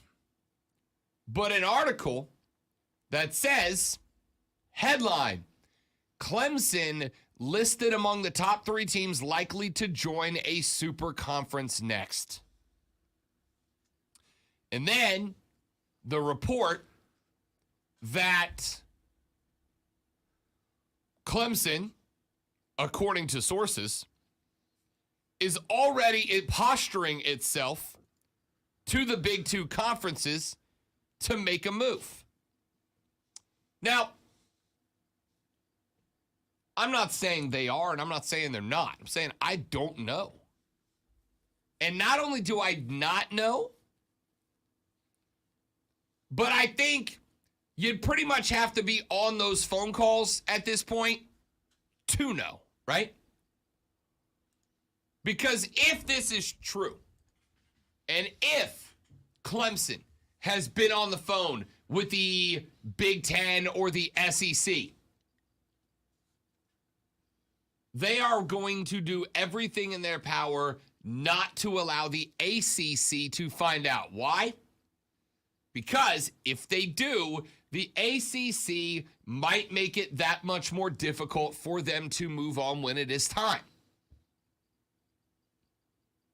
And they don't want that. As has been pointed out many times, the ACC has predominantly existed to defend the Tobacco Road schools. North Carolina, Duke, Wake, NC State, etc.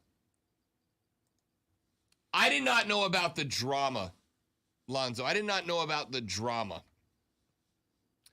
But I saw on Friday, I was hanging out in the hotel room, me and the guys, we were just kind of talking, BSing, you know how dudes do.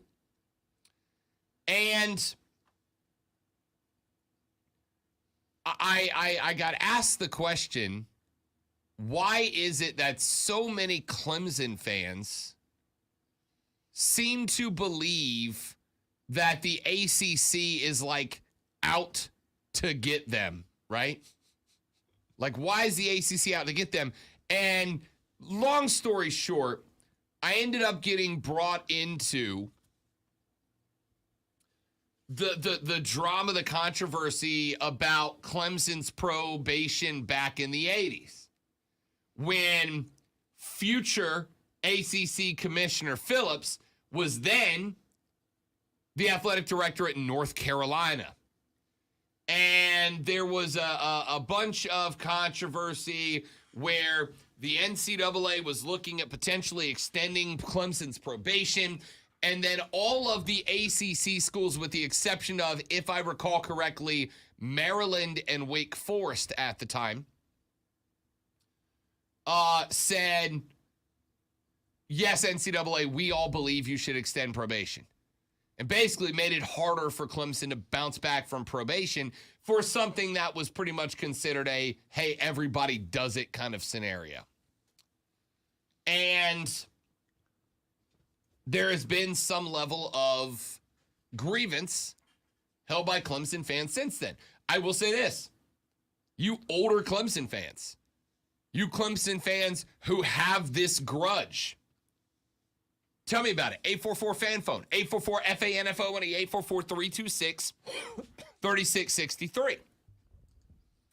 I spent some time reading about this because, like I mentioned, I was quite curious. I wanted to know, like, where this grudge has come from, what this grudge was about. And what I got was that it basically goes back to the 80s. And I'll tell you, as somebody who's followed the ACC for a very long time, I get it. Because Florida State fans feel the same way, that the ACC has always bent over backwards,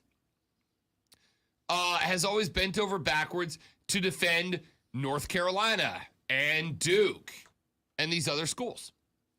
And Clemson fans hold a grudge about that,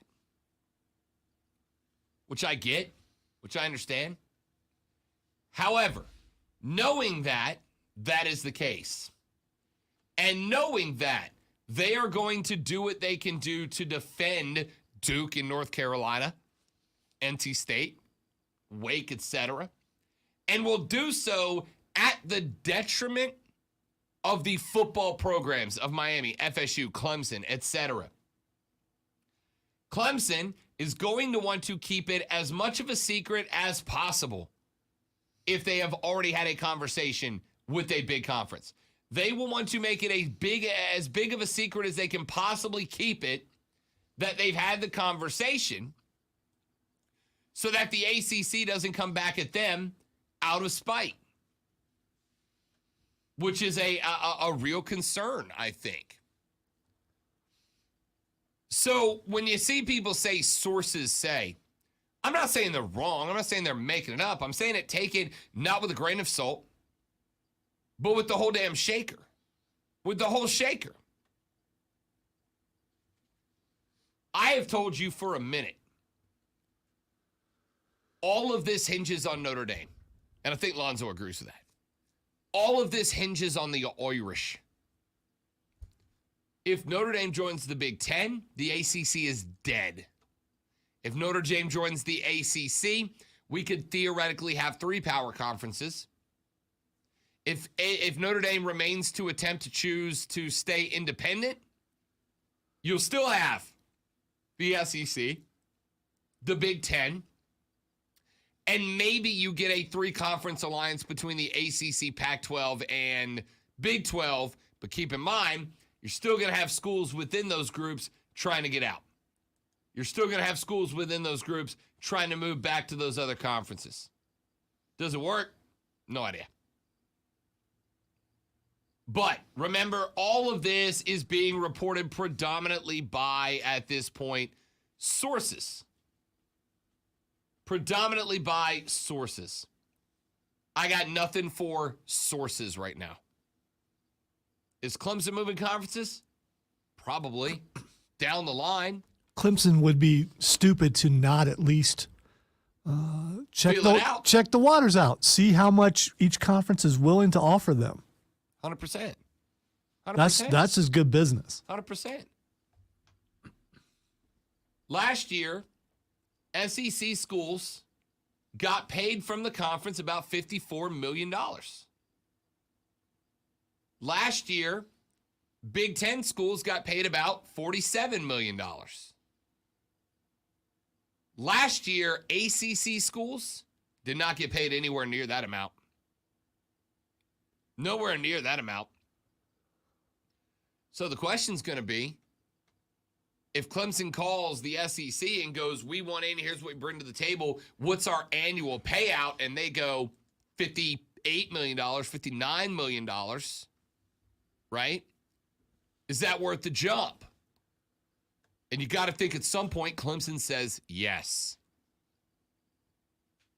But to say they've already made the phone calls, I don't know.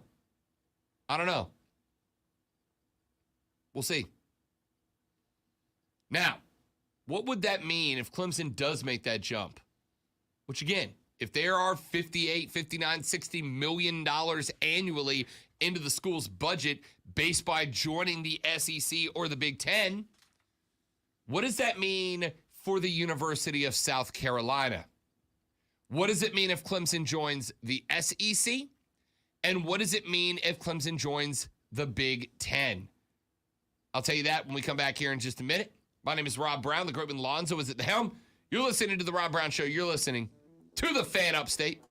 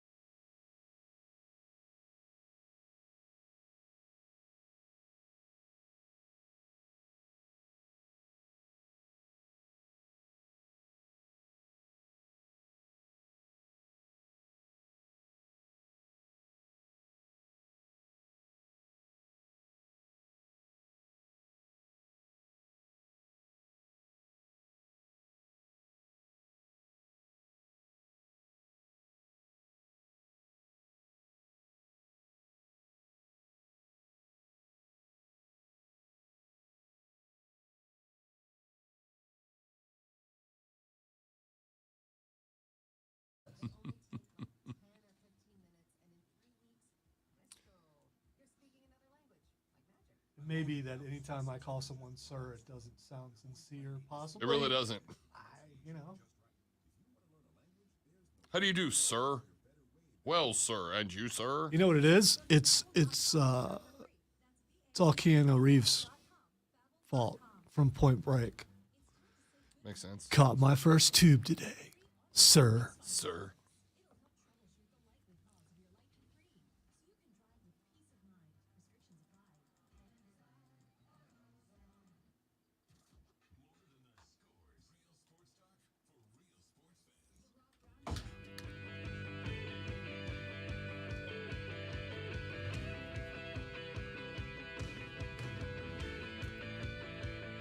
Got to give our guy Corey Diaz some love.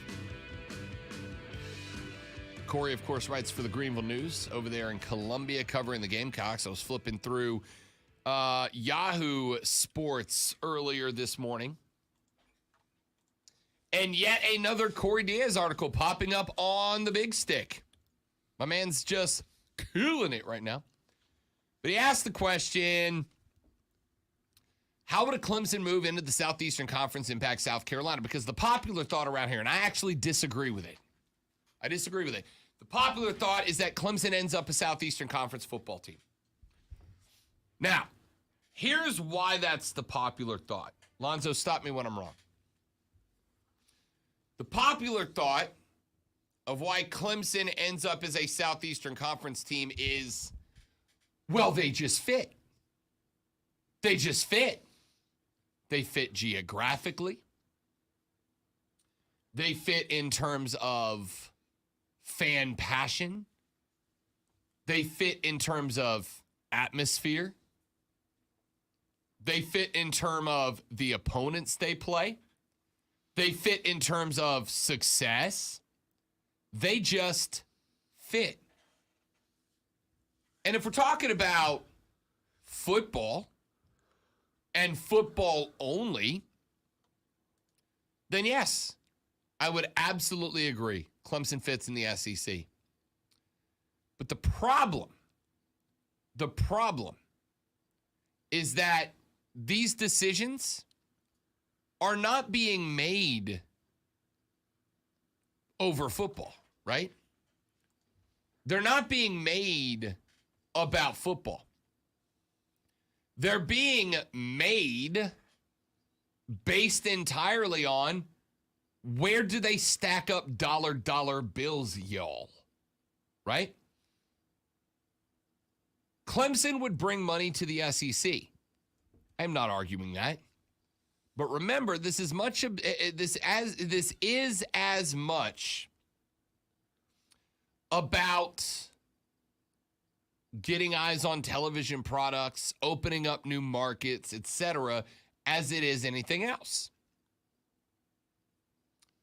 Clemson, I'm going to go ahead and upset some of you, but it is what it is. Despite their overwhelming success, Clemson is not viewed as a national product like Alabama is, like Ohio State is, like Michigan is, hell, like Southern Cal is, right?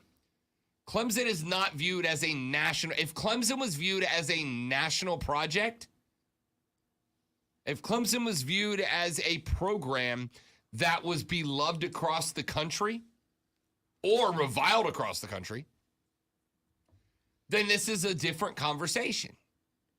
But as I have told you in the past, much to the chagrin of many Tigers fans, in this area, Dabo Swinney is beloved for what he's done. And of course he is. Why wouldn't he be? But take it from somebody who has broadcasted and continues to broadcast in other markets outside of the upstate of South Carolina, they don't like Dabo. And not because he beats them. They think he's a fraud. They think he's a huckster. They think he's this and a that. They think the aw shucks, poor old little old Clemson victim routine has gotten sour.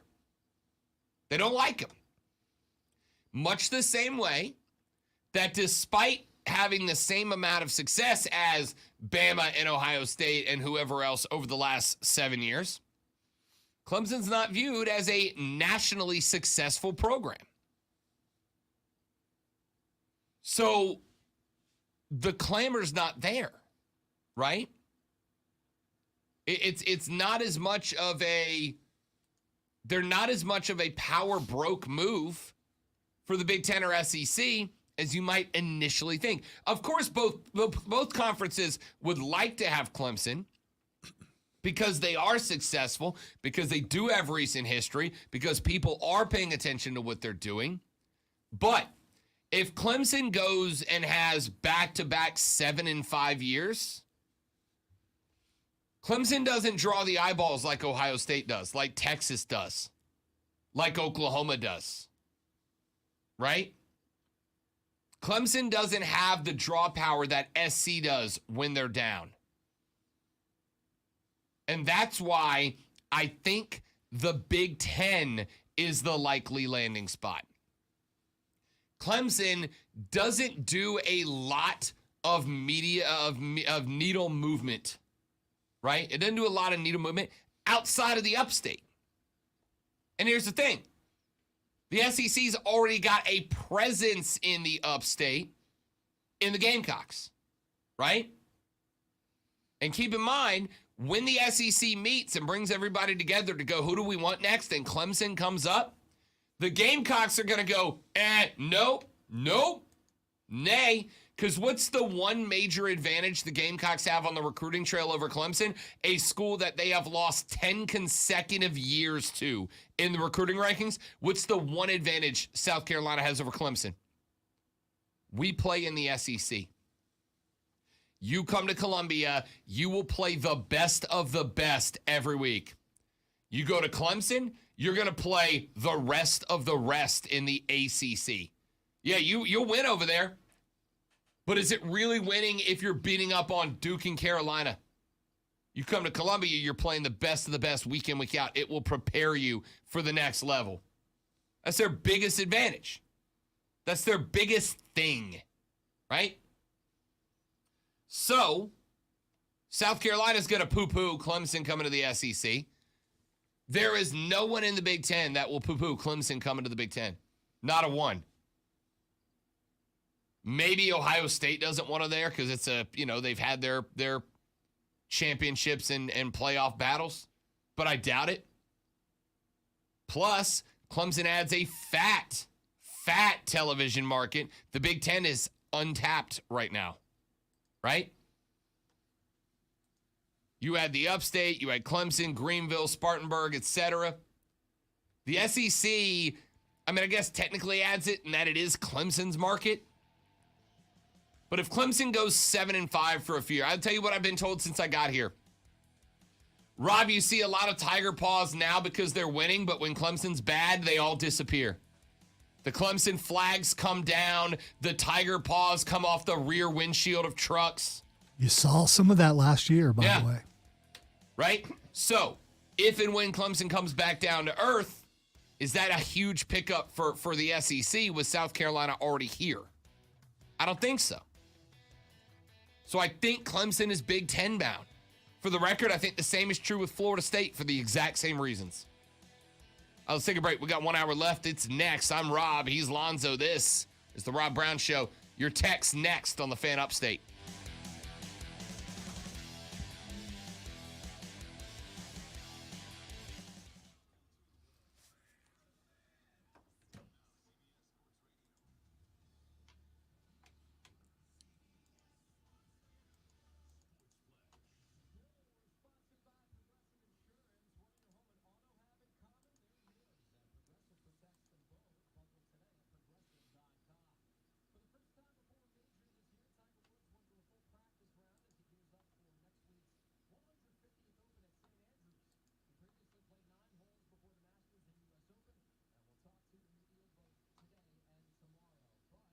Get ready to feel the wrath of Clemson Mark Ryan.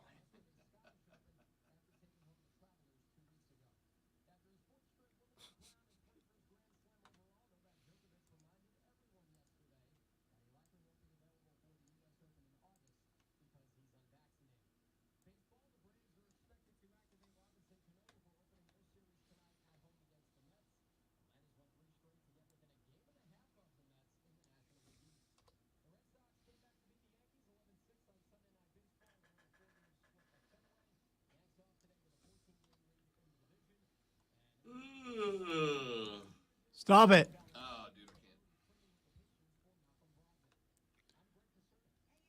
I I didn't sleep much last night either. So nightmares.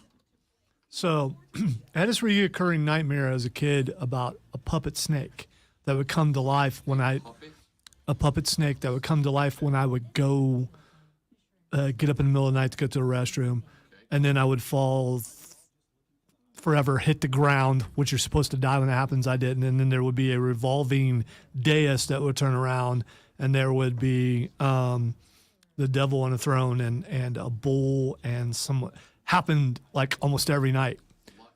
Yes. So last night, someone decided to remaster that dream and put it in HD to the point where the puppet snake did not decide to stay on the ground. It jumped on the bed. Okay. Yes. And A lot going on here. yes. So Your therapist is going to have a so I recognize the snake because, repetition. Sure. And I did, for a moment go, man, that is well done, until it tried to bite me, and then I threw it off the bed, and apparently I was flailing to the point where Lisa was like, wake up, from a distance, kind of reaching over, trying to wake up so you don't get in the middle of the flailing. Yeah. Got the thing off the bed though. I hope that doesn't happen again tonight. It's a very particular type of jacket Lonzo might need soon. Oh, I probably needed that for a long time. Not to worry. The voices will entertain me when I'm in that room that is white and soft, from what I understand.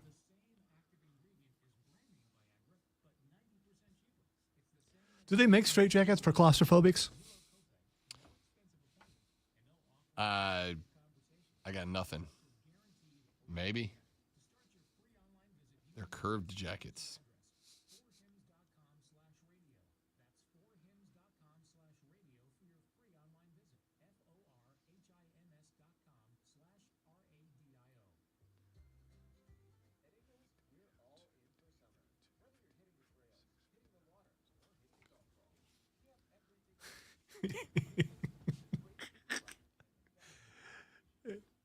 NFL film memes just put out. Congrats, Zach Wilson. It's got a picture of him Times Person of the Year.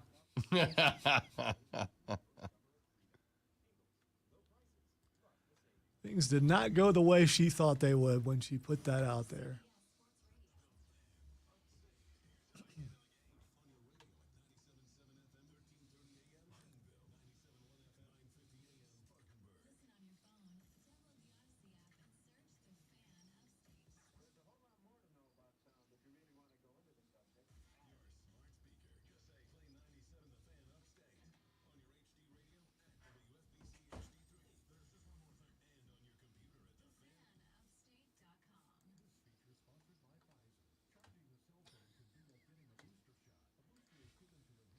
Somebody just said if you play at Clemson, you don't have to use as much deodorant. It's a great line.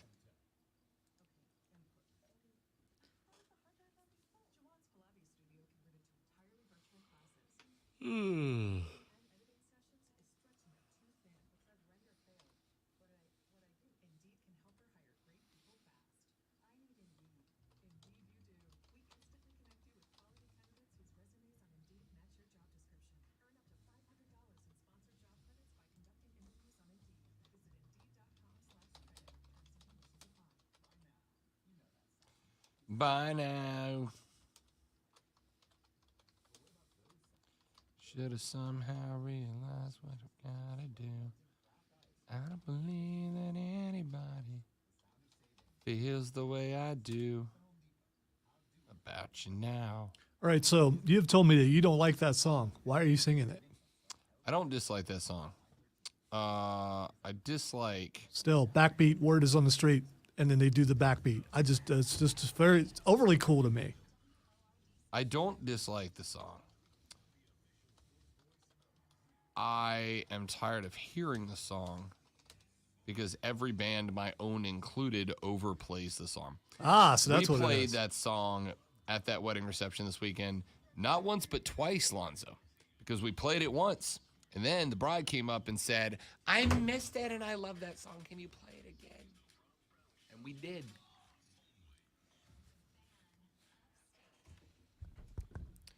Rob, Clemson has produced so many top NFL picks, I don't see why any recruits would choose South Carolina over the Tigers.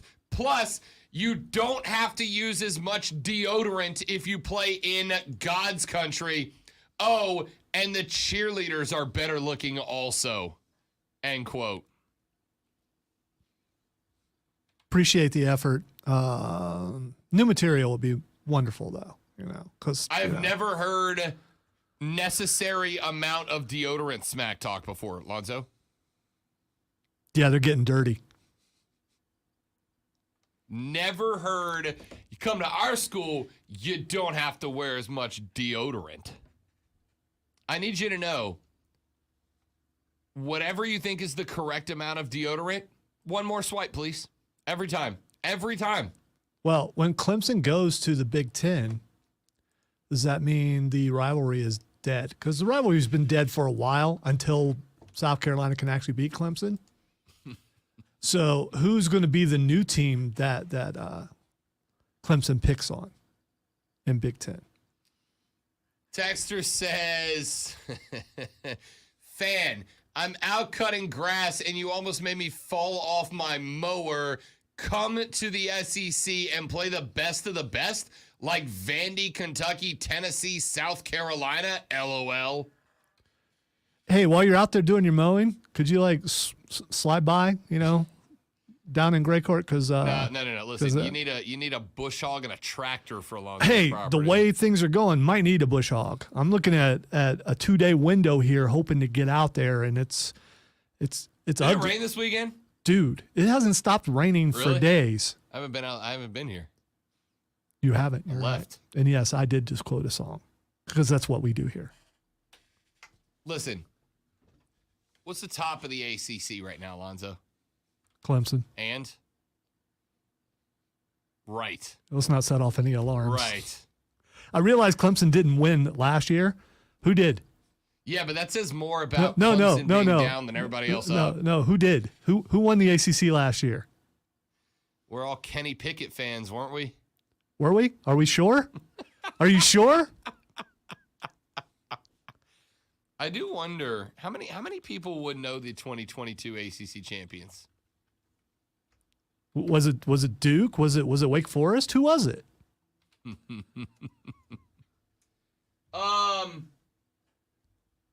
Dig it. I would say that as it stands, the ACC's not good, right? Like the ACC's just not good, unfortunately. And so that statement makes sense for now. Seb says Kentucky would beat 90% of the ACC. I think he might be right. Genuinely. Kentucky has been good. a pretty good team, and the ACC has not. Yeah. Kentucky, I think, would be. Now, I don't know if I'd go as high as 90%. I think Kentucky, Florida State this year has a chance to be competitive. We'll see what FSU does. Miami would beat Kentucky this year. They're going to be good. Of course, they were supposed to be good last year with De'Ara King, and they were not. So maybe not. Maybe there's still a lot of work to do.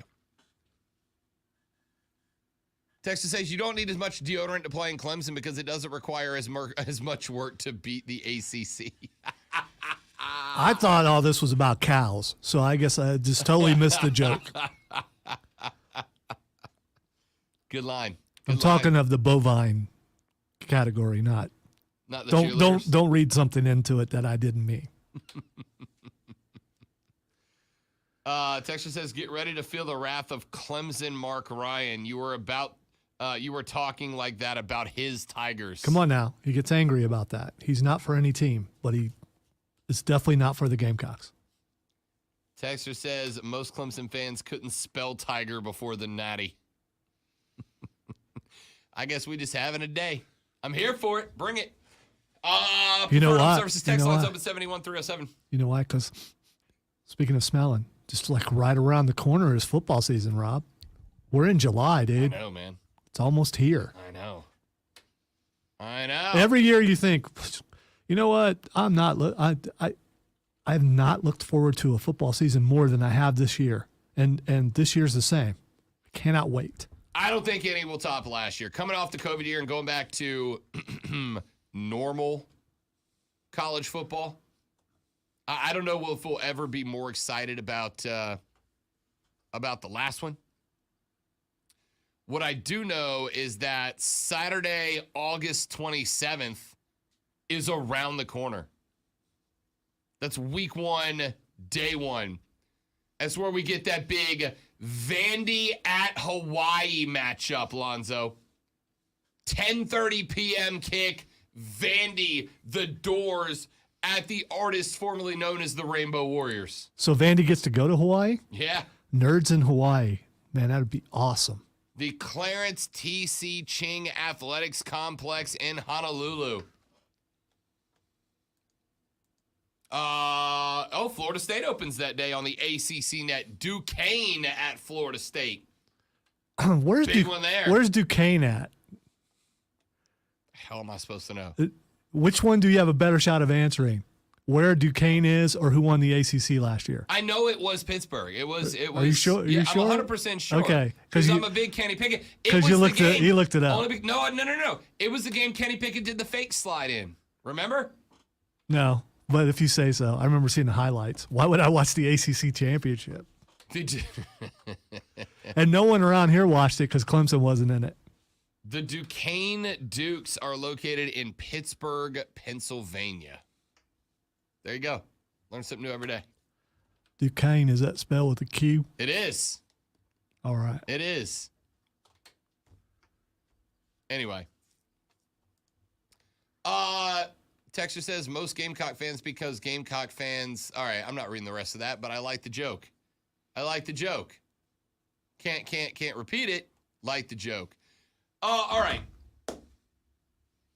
So the continue to be unsubstantiated rumors are that Clemson's already reaching out and has already had contact about moving into a super conference. I don't have any justification to say that that is true. I do feel justified in saying that it would make sense if it was. Last Friday, we brought this up. We got little to no reaction from you guys about this topic, from Clemson fans. As I was leaving town on Friday, I heard Mark Ryan ask on his show, why does there seem to be so little loyalty towards the ACC from Clemson? And I thought that was a great question. I genuinely did. I thought it was a good question. Because I assumed that was the same tie-in. That was the same reason that when Lonzo and I talked about it on Friday, we got nothing. I make the audacity to I have the audacity to say that there's a difference between a hot dog and a chili dog, and my text line looks like a Vegas slot machine. I bring up the potential history-making decision of Clemson to leave the Atlantic Coast Conference, possibly. And I get crickets from Clemson fans. Now,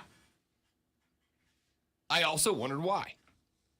And I had a couple of theories that I was thinking about while I was driving down the road.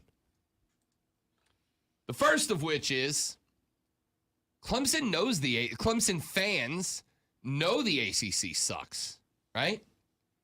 Clemson fans know that when they get done with a 12-0 season, no fans of other conferences look at them and go, wow, that's a good team. Because you cakewalk through a bad conference. Now, that's relatively new. I genuinely think back in the 2007 to 2014 years, I think the ACC used to be very good. Unfortunately for Clemson, you were down at the time. Now the ACC is kind of a joke. So I wondered if Clemson fans realized and recognized that at this point, the ACC being down is a hindrance on Clemson, right? If a team comes undefeated out of the SEC and a team comes undefeated out of the ACC and they are up in the polls against each other for a playoff spot, the SEC team is getting the nod, no questions asked. The Big Ten team would get the nod, no questions asked. So I wonder if that has something to do with it. I also wonder if it maybe has to do with the heat generated between the rest of the ACC and Clemson back in the mid to late 80s. I got very briefly into it earlier, mainly because I've got a lot of history to study about it, all right? I cannot say that I genuinely know a lot about it. I don't.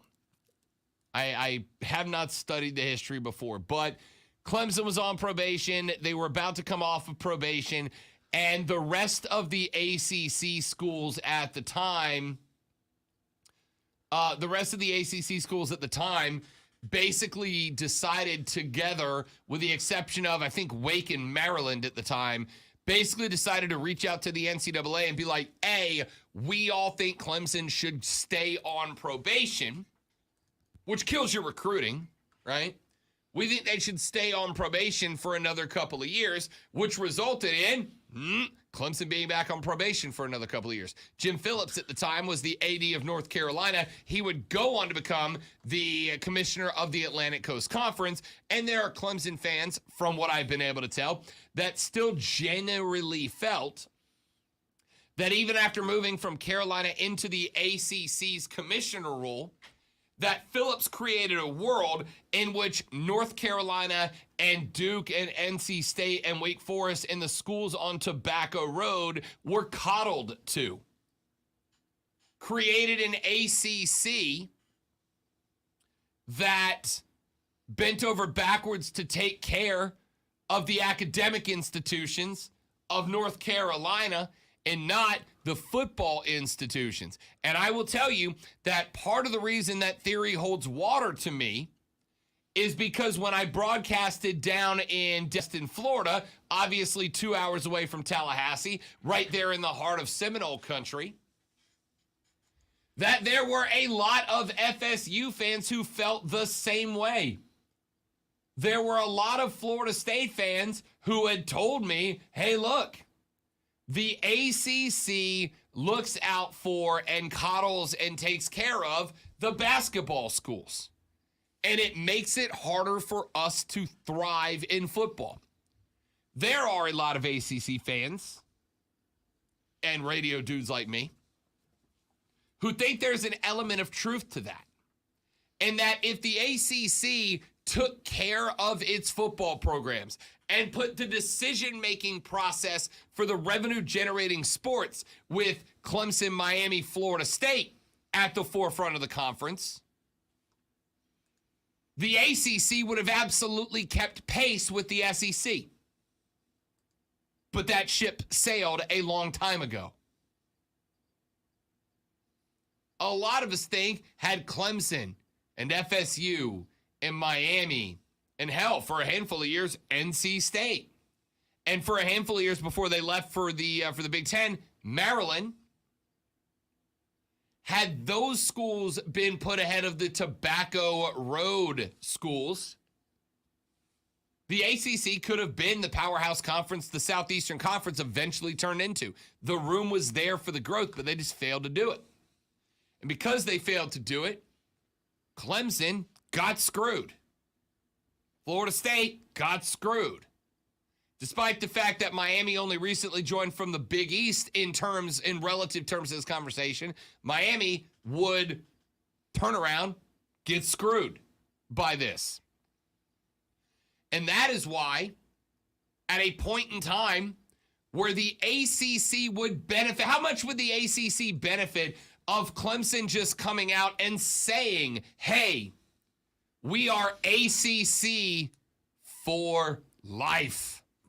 How much benefit would the ACC get if the powerhouse conferences, schools in the conference, Clemson, FSU, Miami, North Carolina, Duke, Virginia, if they came out and said, hey, we're ACC, we're not looking at going, we're happy here. In fact, we want to grow this conference more, the ACC would have much more stable footing, at least visibly, to stand on. But ain't a one of them schools doing it, because ain't a one of them care, because they all know a fatter check comes from jumping conferences. All right. So how is that any different from a coach saying, I'm going to be here next year, I'm looking forward to all the kids coming in, and then a week later signs a contract somewhere else?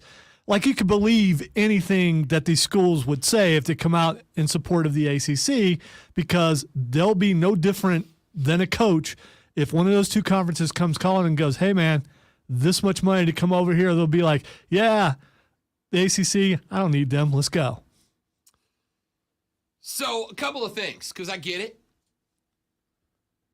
Normally when a coach says, I'm happy to be here, I'm not going anywhere, I'm good here, one of two things has happened. My man's already got a contract offer, right? And he's just trying to settle everything down before he bolts.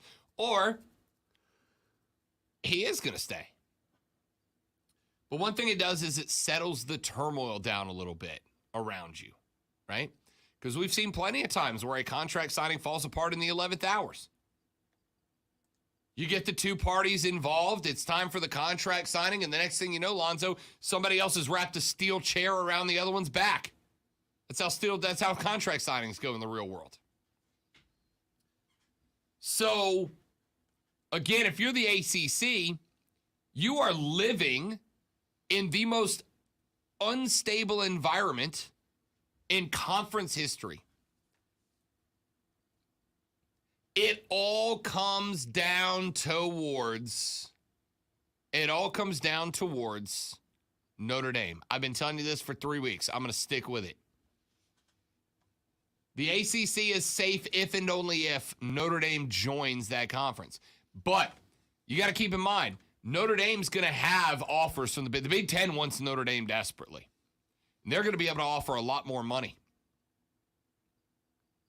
The SEC would likely take Notre Dame just so the Big Ten can't get them, but the Big Ten wants Notre Dame. So the way that the ACC attracts Notre Dame is by a promise of stability, right? If you come here, Notre Dame, you don't have to get into an arms race. The Big Ten's going to put all the pressure on you. We want you to just be a member. Just bring your NBC contract and be a member, and we will figure the whole thing out, right? Stability would come if Clemson said, we want to be here. If North Carolina, Virginia, because it's one thing to have the head coach go, oh, I want to be here. I'm a forever whatever I am. That's one thing. It's another thing when the coach and his wife and all his assistant coaches and all their wives and the trainers and the equipment staff, they all come out together and go, we are Gophers, and forever Gophers shall we be. It's like, there's some stability there. I believe that.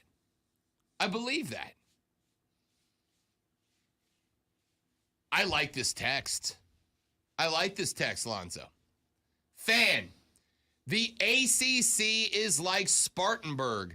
The old money in town, Duke and North Carolina, permanently damaged their long-term growth in order to protect their own little kingdom, basketball. Now, I'm going to go ahead and say this. I don't know the history of Spartanburg exceptionally well.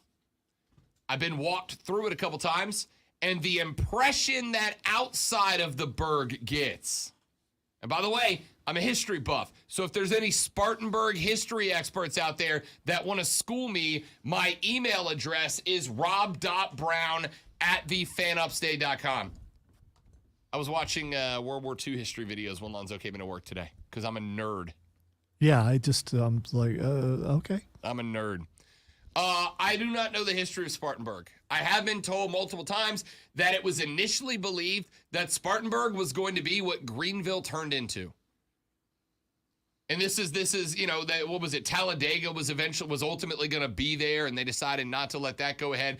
And then basically when Spartanburg started to grow, old money in Spartanburg was like, no, we don't want that here. We don't want growth. We don't want to get bigger. We want to keep everything the same. And ran it all off. It all ended up in Greenville, and now Greenville is the most rapidly growing city in South Carolina. Some of the older homes in Spartanburg are kind of cool, though. Oh, I have no doubt. Yeah. I'm sure. Listen, I've been through Spartanburg. Spartanburg is a beautiful place. I'm not out there as much as I'd like to be, but I come to Spartanburg. Freight Yard out there, Freight Yard's one of my favorite places. I've hit Freight Yard a handful of times in the Burg. I like the Burg, but this analogy by the way, holds. if you are a business owner in Spartanburg and you would like Rob and I to come and do a show live from your establishment, please contact our sales department. Yeah. Listen, I'd love to be in the Burg more. We're going to be there individually or together for camp. Yeah. So, throw this out. Like I said, it's not a shot at the Burg. I get it. I get wanting to keep your tradition in that spot.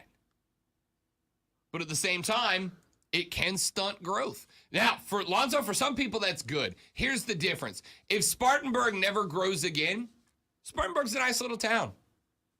Spartanburg's a nice little city. And the people who live in Spartanburg, I'm sure they absolutely love Spartanburg. Like I said, I've visited a handful of times. I love it every time I'm over that direction. I wish I was there more.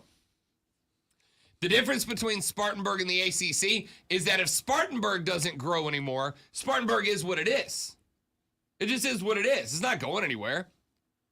Could it eventually, ultimately, one day be brought into a much larger Greenville if Greenville continues to grow into a major city? Maybe. But Spartanburg ain't going anywhere. The ACC is not the same, right? If Spartanburg doesn't grow anymore, all the people in Spartanburg are going to stay in Spartanburg and continue to make it Spartanburg. If the ACC doesn't grow anymore, everybody leaves and it dies. So they've got to be looking for growth. That's why I like that text. All right, let me take a break. Come back. I got a few more texts coming in from Clemson fans that are chiming in. Is it the 1980s probation debacle with Jim Phillips as the head of UNC at the time, turned ACC commissioner, that kept you guys out? Or is it something else? And do you care if Clemson leaves? And if so, where do you want them to end up? I want all those answers, and I'll get them when we come back on the Rob Brown Show on the Fan Upstate.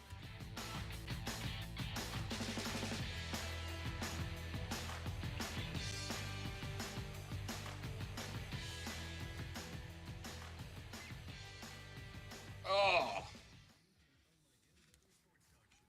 So how's everybody in the stream, guys?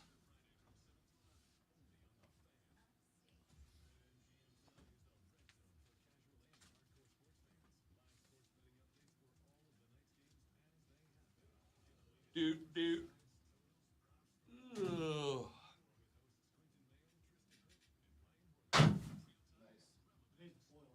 for 2? No pressure. Back-to-back 3 days. Oh, no. You were going to go 3 for 3 back-to-back days. No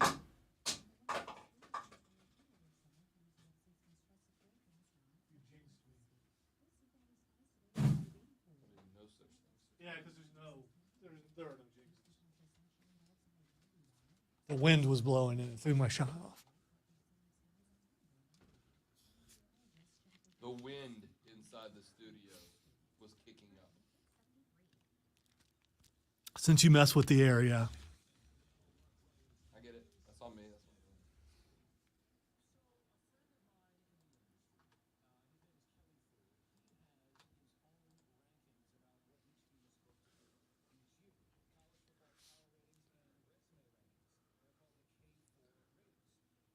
Oh, that's cool, Steven.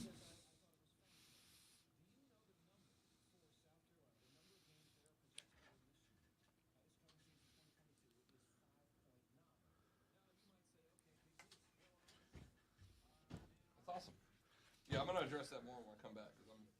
Yeah, I've been to one of those houses several times because I knew someone who lived there. Still do. I just don't get over there very much.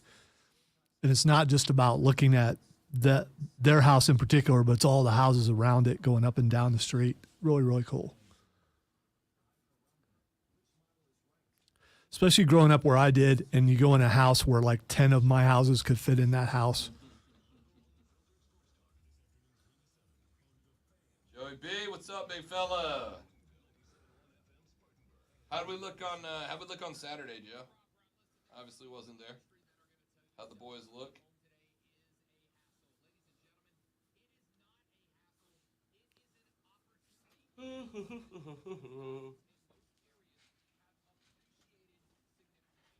Luke, what's up?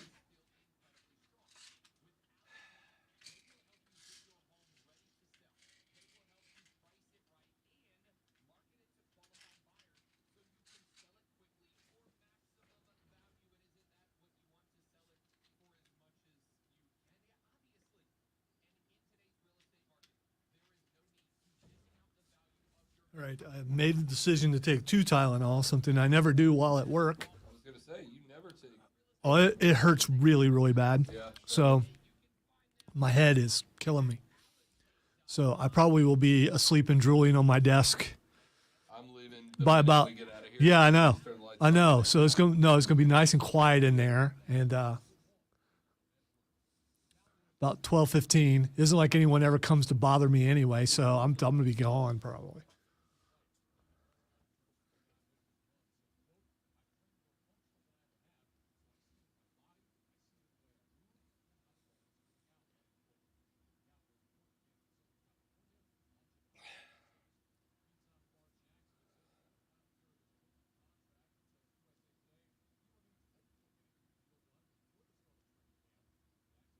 Imagine having Lamar Jackson and not being able to get a deal done.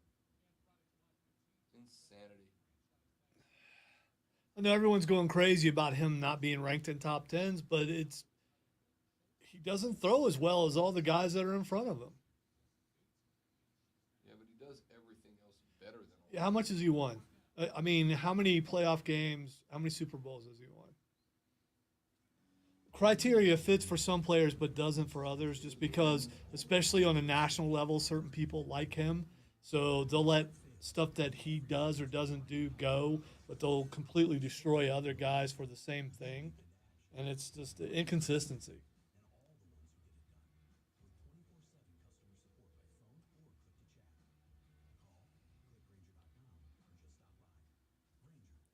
Yeah, Trey, I know who they are. Facebook friends with one of the guys who started the thing. But I don't go out because, I'm a recluse. Cam does though. His son does. I got to hang out with Cam last weekend. I've now hung out with Cam more than Lonzo in the last month. That's not true. He hangs out with me every single day, just about.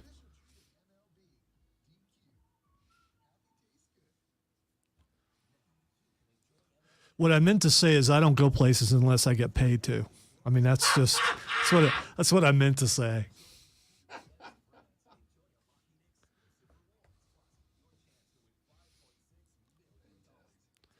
We've got a big night planned Saturday, and all I'm thinking of is, man, at what point do I get really tired? Saturday? Oh, that's right.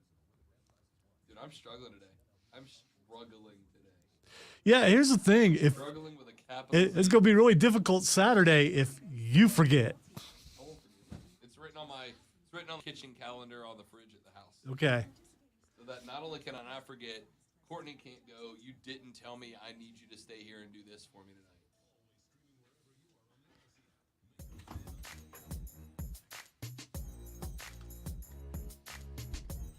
All right, so in the last segment, we got the comparison drawn between Clemson and Spartanburg. Oh, sorry, between the ACC and Spartanburg, to which I said, yeah, I get it. It's a good comparison. Understand it.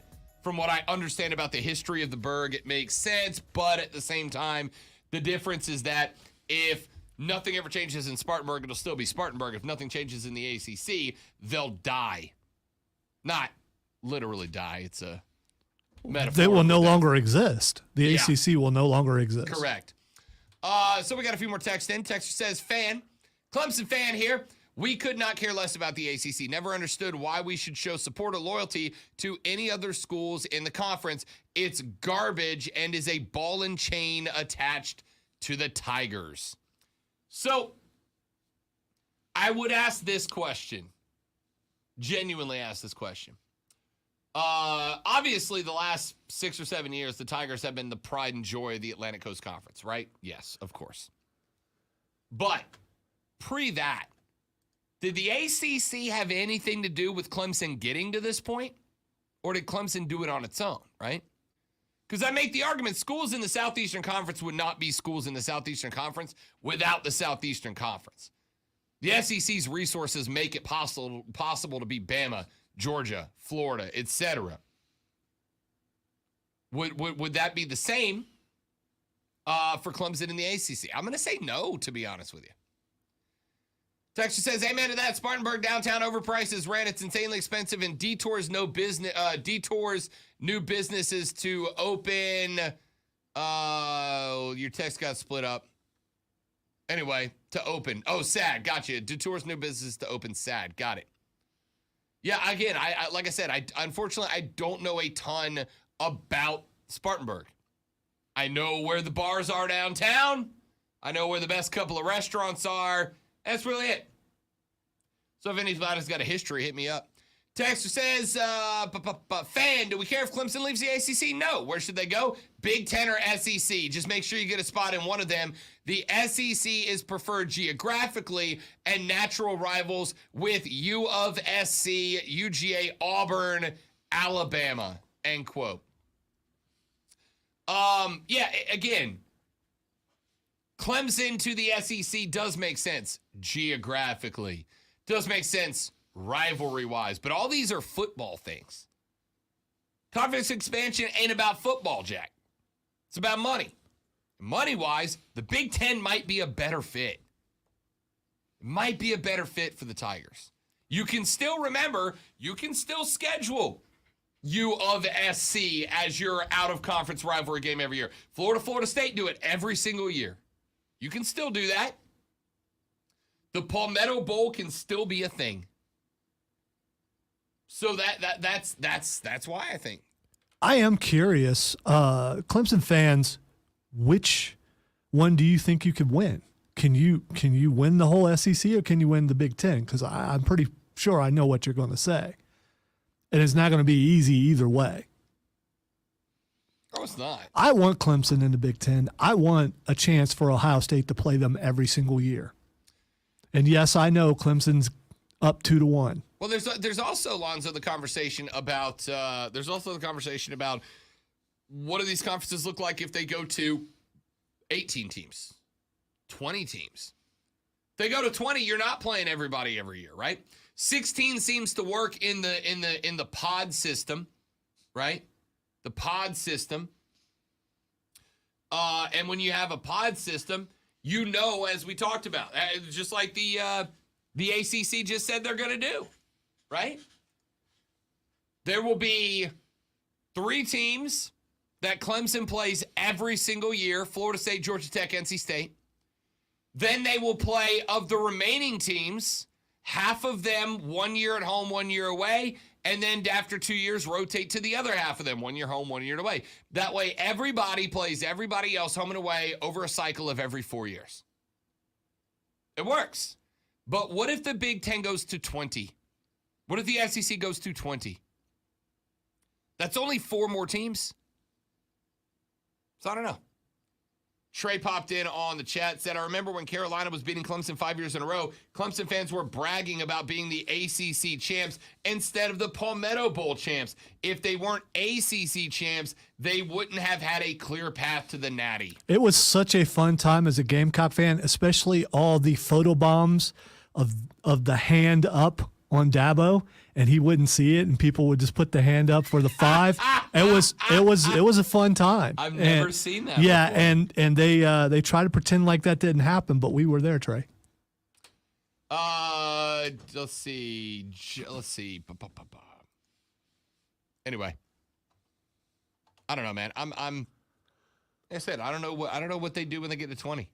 I don't know what they get to 20. Joe says the old money in Spartanburg voted against it because they needed that area to stay relatively poor, so they had employees for textile mills. Learned something new about the Berg. I have to look that up. Somebody said, there's a reason I see more of my high school classmates in Greenville than I do in Spartanburg. Most people that could leave Spartanburg did. I know that one too. Here's the thing. My town back in Florida is having a big problem right now, right? Because it is run predominantly by old money families, right? There are 6, 7, 8 families that their families have just been in control of this town for years and years and years. And nothing ever changes. It's the same people in charge, and when they stop being in charge, their kids get in charge. And when they stop being in charge, their kids get in charge. And nothing ever changes, and there isn't a way to get power back from these people. So what's happened over the past handful of years is that young people are leaving my old town in a mass exodus. It's like as soon as kids are graduating high school, they're going off to college, and they're not coming back like they used to. And the ones who used to not go to college and stay there are finding they can move to other places and make more money. If you don't create a situation where stability and growth happen, then the talent wants to leave. The majority of young talent in my old town has left. It's gone. All of my high school friends now, they if they stay in the South, they live in Nashville. They live in Greenville. They live in Birmingham. They live in Mobile. They live in cities where things are happening because growth and stability matter to them, both as career professionals and as families, right? If the ACC doesn't grow and stagnates, the talent, Clemson, FSU, Miami, North Carolina, Virginia, the talent is going to go, no, I'm done. I don't need to be here. There's nothing for me here. There's no growth. I can't do better. My wages have stagnated. There's nothing here for me. And they take off. I'll be real with you. That's why when I left Jacksonville, I was like, I'm not going home. I'm not going back. I'll always love where I grew up. But I will love like it was when I grew up. That's part of the reason I'm here. I came to the Big Ten of radio. I came to the SEC of radio to be a part of this station and this company with this team because it was better for me. If Clemson does, or excuse me, if the ACC doesn't find a way to promote growth and stability in that conference, i.e. get Notre Dame and their money in there, Clemson is gone. He is gone. Trey said Connor Shaw got booed at Winter Jam and he threw up the 5. Winter Jam is when a bunch of Christian bands come into play, too. And Connor Shaw brought college football smack to it. Wait. He didn't say anything. He just raised his hand. They booed him at a Christian music festival? Yeah, there are sports fans that college football runs deep, son. I just I don't believe booing is religious, secular, whatever. It's just booing. Okay. I like it. I like the passion. I really do. All right, let's take a break. We'll come back here in just a minute. Got 1 or 2 more stories and then Twitter trending topics, and we call it a day on a Monday, ladies and gentlemen. My name is Rob Brown. The great one, Lonzo, is at the helm. The Rob Brown Show rolls on. This is the Fan Upstate. I just saw a post about Yacht Rock. Where did it go? So there's a local band called Randomonium.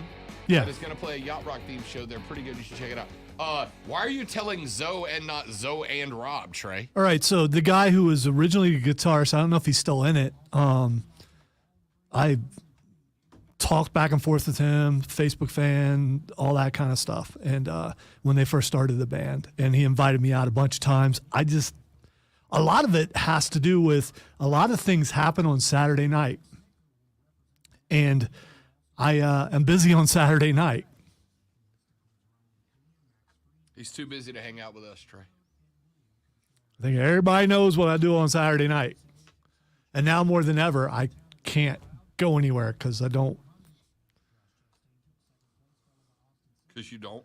I don't have that next guy. Stop the sentence. I don't have that next person that could do it without me yet. I'm working on it though.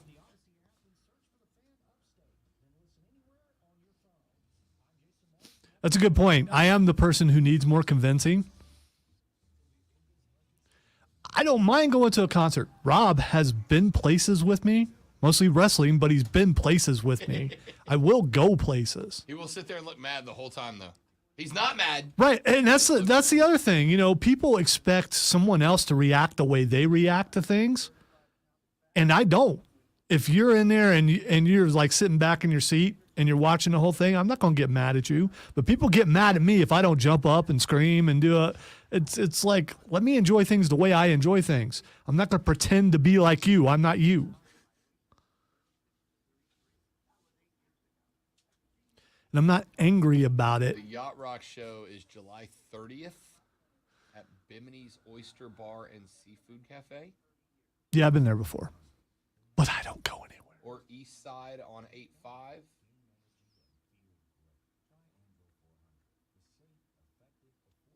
They're playing some gigs around me.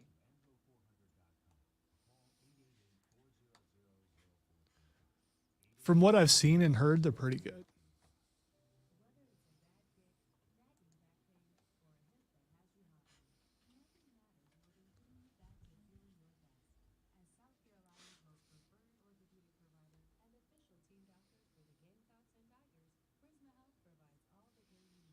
See, now you're tempting me, Trey.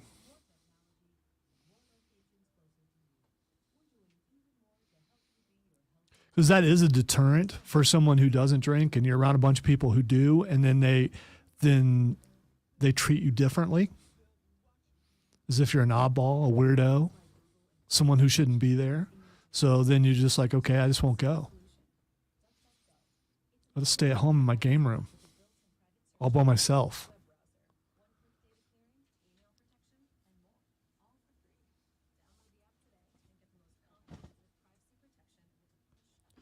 I know what I'm going to start doing. I'm going to say, yeah, I'll go to your thing if you convince Mark Ryan to go. That's what I'm going to do. So I can, It's been fun being friends with you. so I can hang out with Mark. It's been fun being friends with you.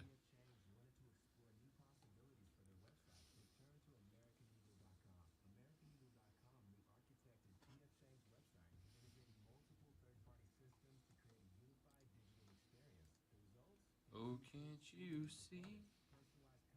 You belong to me.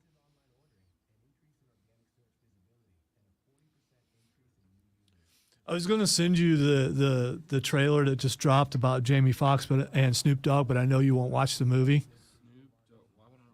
because it's a vampire hunter movie. You don't like horror movies? Horror movie or Yeah. like a psychological thriller? I'm a little. No, they're Some actually, of my favorite movies are like vampire. dude, movies. there are beheadings and stuff on the trailer. I'm fine with that. You said you don't like horror movies. How can vampire movies are horror movies? Not by definition.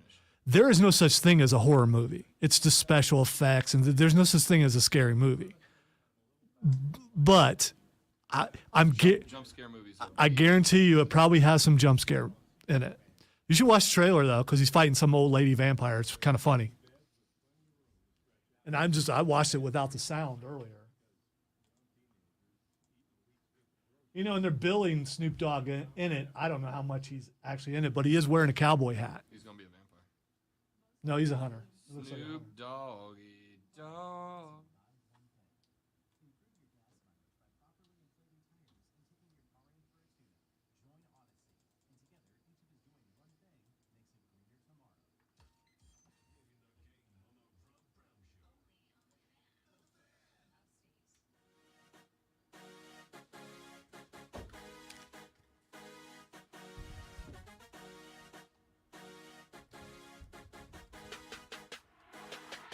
All right, couple of texts. Texter, hey Rob, FYI, all the old money is cycling out in Spartanburg, and now the kids are getting it. Spartanburg is about to blow up. I hope you're right. As somebody who comes from a town that's run by old money, though, you know what happens when the kids of the old money parents get the money? They just do whatever the old money parents did, right? That's why I left where I'm from. That's what I'm talking about when it comes to growth. This is one of those times where real life feels deep, but it is mirrored in sports. If the ACC remains stagnant, does what they've always done in protecting their North Carolina basketball schools, then the ACC will die because the young new talent will leave. The young new talent, Clemson, FSU, Miami, they will leave. And by default, the teams that the ACC is trying to protect will have to leave to survive themselves, right? Having old money is I'm not saying having old money, being an old money family is bad. I hope to get generational wealth. I hope to be rich enough one day that my family never has to work again. Are you kidding me? It'd be amazing. But at the same time, if the system is tilted to where the old money folks not just have all the power, but maintain all of it around them, then kind of what's the point at that point, right? Like, what's the point? So we'll see. We'll see if Spartanburg can cycle it back around. But if not, then, it'll just stay Spartanburg, which is fine. It's a beautiful town. If that is, if you are happy with the way that Spartanburg is, and you want to hang out with them in that spot, that's great. And if it's not for you and you leave, that's great too. It's all about stability and growth. Texas says 26 people today are moving to Spartanburg County. 30 years ago when I moved to Greenville, downtown was blighted and nothing was there. It will be Spartanburg's turn next. Yeah, and again, look, you're going to hear arguments that there comes a point where Greenville grows to where people don't want to be here because it's too big, right? And they'll look for another place they want to stay in the same area. Spartanburg's a great option. Great option. How far is Spartanburg from here, Alonzo? Half an hour? 35 minutes? Something like that? Ballpark? Sure. So yeah, so you go 25 minutes. 30 minutes down the road? If you're talking about in Spartanburg County, not really as far away as right. you think. I'm Jump talking on about 85, the city itself. drive really fast. Speaking of, there's cars parked in every spot around here. Did you know that? I'm aware, Okay. but I parked slightly crooked, and so did everybody else because of it. Trendsetter.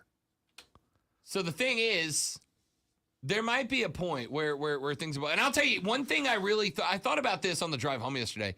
One thing I would be interested to see how it plays out. Is there a point for a team like, let's say Vanderbilt, Lonzo? The SEC grows, and let's say the SEC adds in a few more power teams, right? The Big Ten grows and adds in Clemson and Florida State and Miami. Is there a point in time if you're a Vanderbilt? You're never going to compete, right? You can't compete now. You can't compete as it is today. You're certainly not going to compete if they add 3 more power teams. Let's say you're, I don't know, pick me a school from the bottom of the Big Ten, Zoe. Rutgers. Let's say you're Rutgers. You can't compete now. You're certainly not going to compete if you add FSU, Clemson, Miami to the mix. Yeah, but to that end, Rutgers wasn't always in the Big Ten. They moved to the Big Ten knowing they were going to be in the bottom. Sure, but knowing they were going to be in the bottom of It's about the money. of the Big 10. Right. Not the Big No, 18 or 20. Well, that's true. They weren't the Big Ten when they moved. Right, but you get the point. Yeah. So, is there a point where if you're a Rutgers and you see the Big Ten becoming the super conference now with USC and UCLA added, with theoretically Clemson and North Carolina, hell, maybe Notre Dame added, does there come a point where if you're Rutgers, it's not worth playing football because you're just never going to win? Or do you go, yeah, we're going to go 3-9 and get our asses beat repeatedly every year, but it's going to bring us in $70 million to fund our other programs? Yeah, I think it's about the money. Remember, Maryland went from the ACC to the Big Ten knowing that they were going to be horrible in the Big Ten also. Yeah. I don't know. Could we see some of the bottom dweller schools in some of these two power conferences? Could we See them start to dump out. I floated the idea behind a third conference, a small school conference. Could they be members? And now, the Rob Brown Show presents Twitter Trending Topics. That is a great question, and I cannot believe we didn't get to the number one trending story in Zach all of the world. Wilson. Yes, Zach Wilson. So Zach Wilson split up not terribly long ago with his girlfriend. Zach Wilson's girlfriend then went and got with Zach Wilson's former best friend and BYU roommate. She got together with him. Zach Wilson's ex-girlfriend, Abby Guile, was scrubbed from Zach's Instagram account earlier this year. In return, she is now dating former best friend and BYU roommate, Washington Commanders wide receiver, Dax Milne? Milne? Sure. She's dating Dax. You got left for a dude named Dax. Anyway, fans immediately took to her Instagram and blasted her latest picture, including one who called her a, and I quote, homie hopper. I had never heard that before, but that's Homie hopper. I mean, when you hear it, you know what Yep. it is. Got fired back by exposing that Zach Wilson, and I quote, was sleeping with his mom's best friend, end quote. Quote, that's the real homie hopper, end quote. Is that why they broke up? No idea. Wilson was in the Bronx last month. He watched the Yankees game when they were playing Tampa and was caught on camera with a mystery woman at the time. And it seemed to be slightly before that he and Abby Guile split up with each other at that point. And now she's just straight up put him on blast. Hey, we split, maybe, because Zach was deep M with his mom's BFF. Now, I don't know who this woman is. I don't know if it's the woman that was at the Yankees game. I'm going to tell you that the woman at the Yankees game was attractive. Like NFL quarterback attractive. All right? Not a bad look. Not a bad look. Now, he was seen at the Yankees game slightly after the announcement of the breakup went public, Lonzo. So, maybe. Here's what I am going to say. Zach Wilson's mom is a smoke show too. And usually in situations like that, women who look like that run with other women who look like that. All right? Attractive people run in groups. That's just how it is. Zach Wilson's mom is a smoke show, which means that Zach Wilson's mom's friends are probably also smoke shows. Zach, my guy, careful, buddy. Hey, how did the ex think it was going to go? I mean, this guy he's on a sorry football team and will be forever as long as he plays, but he will always have this. Let's see. Zach Wilson's mom, is that his mom?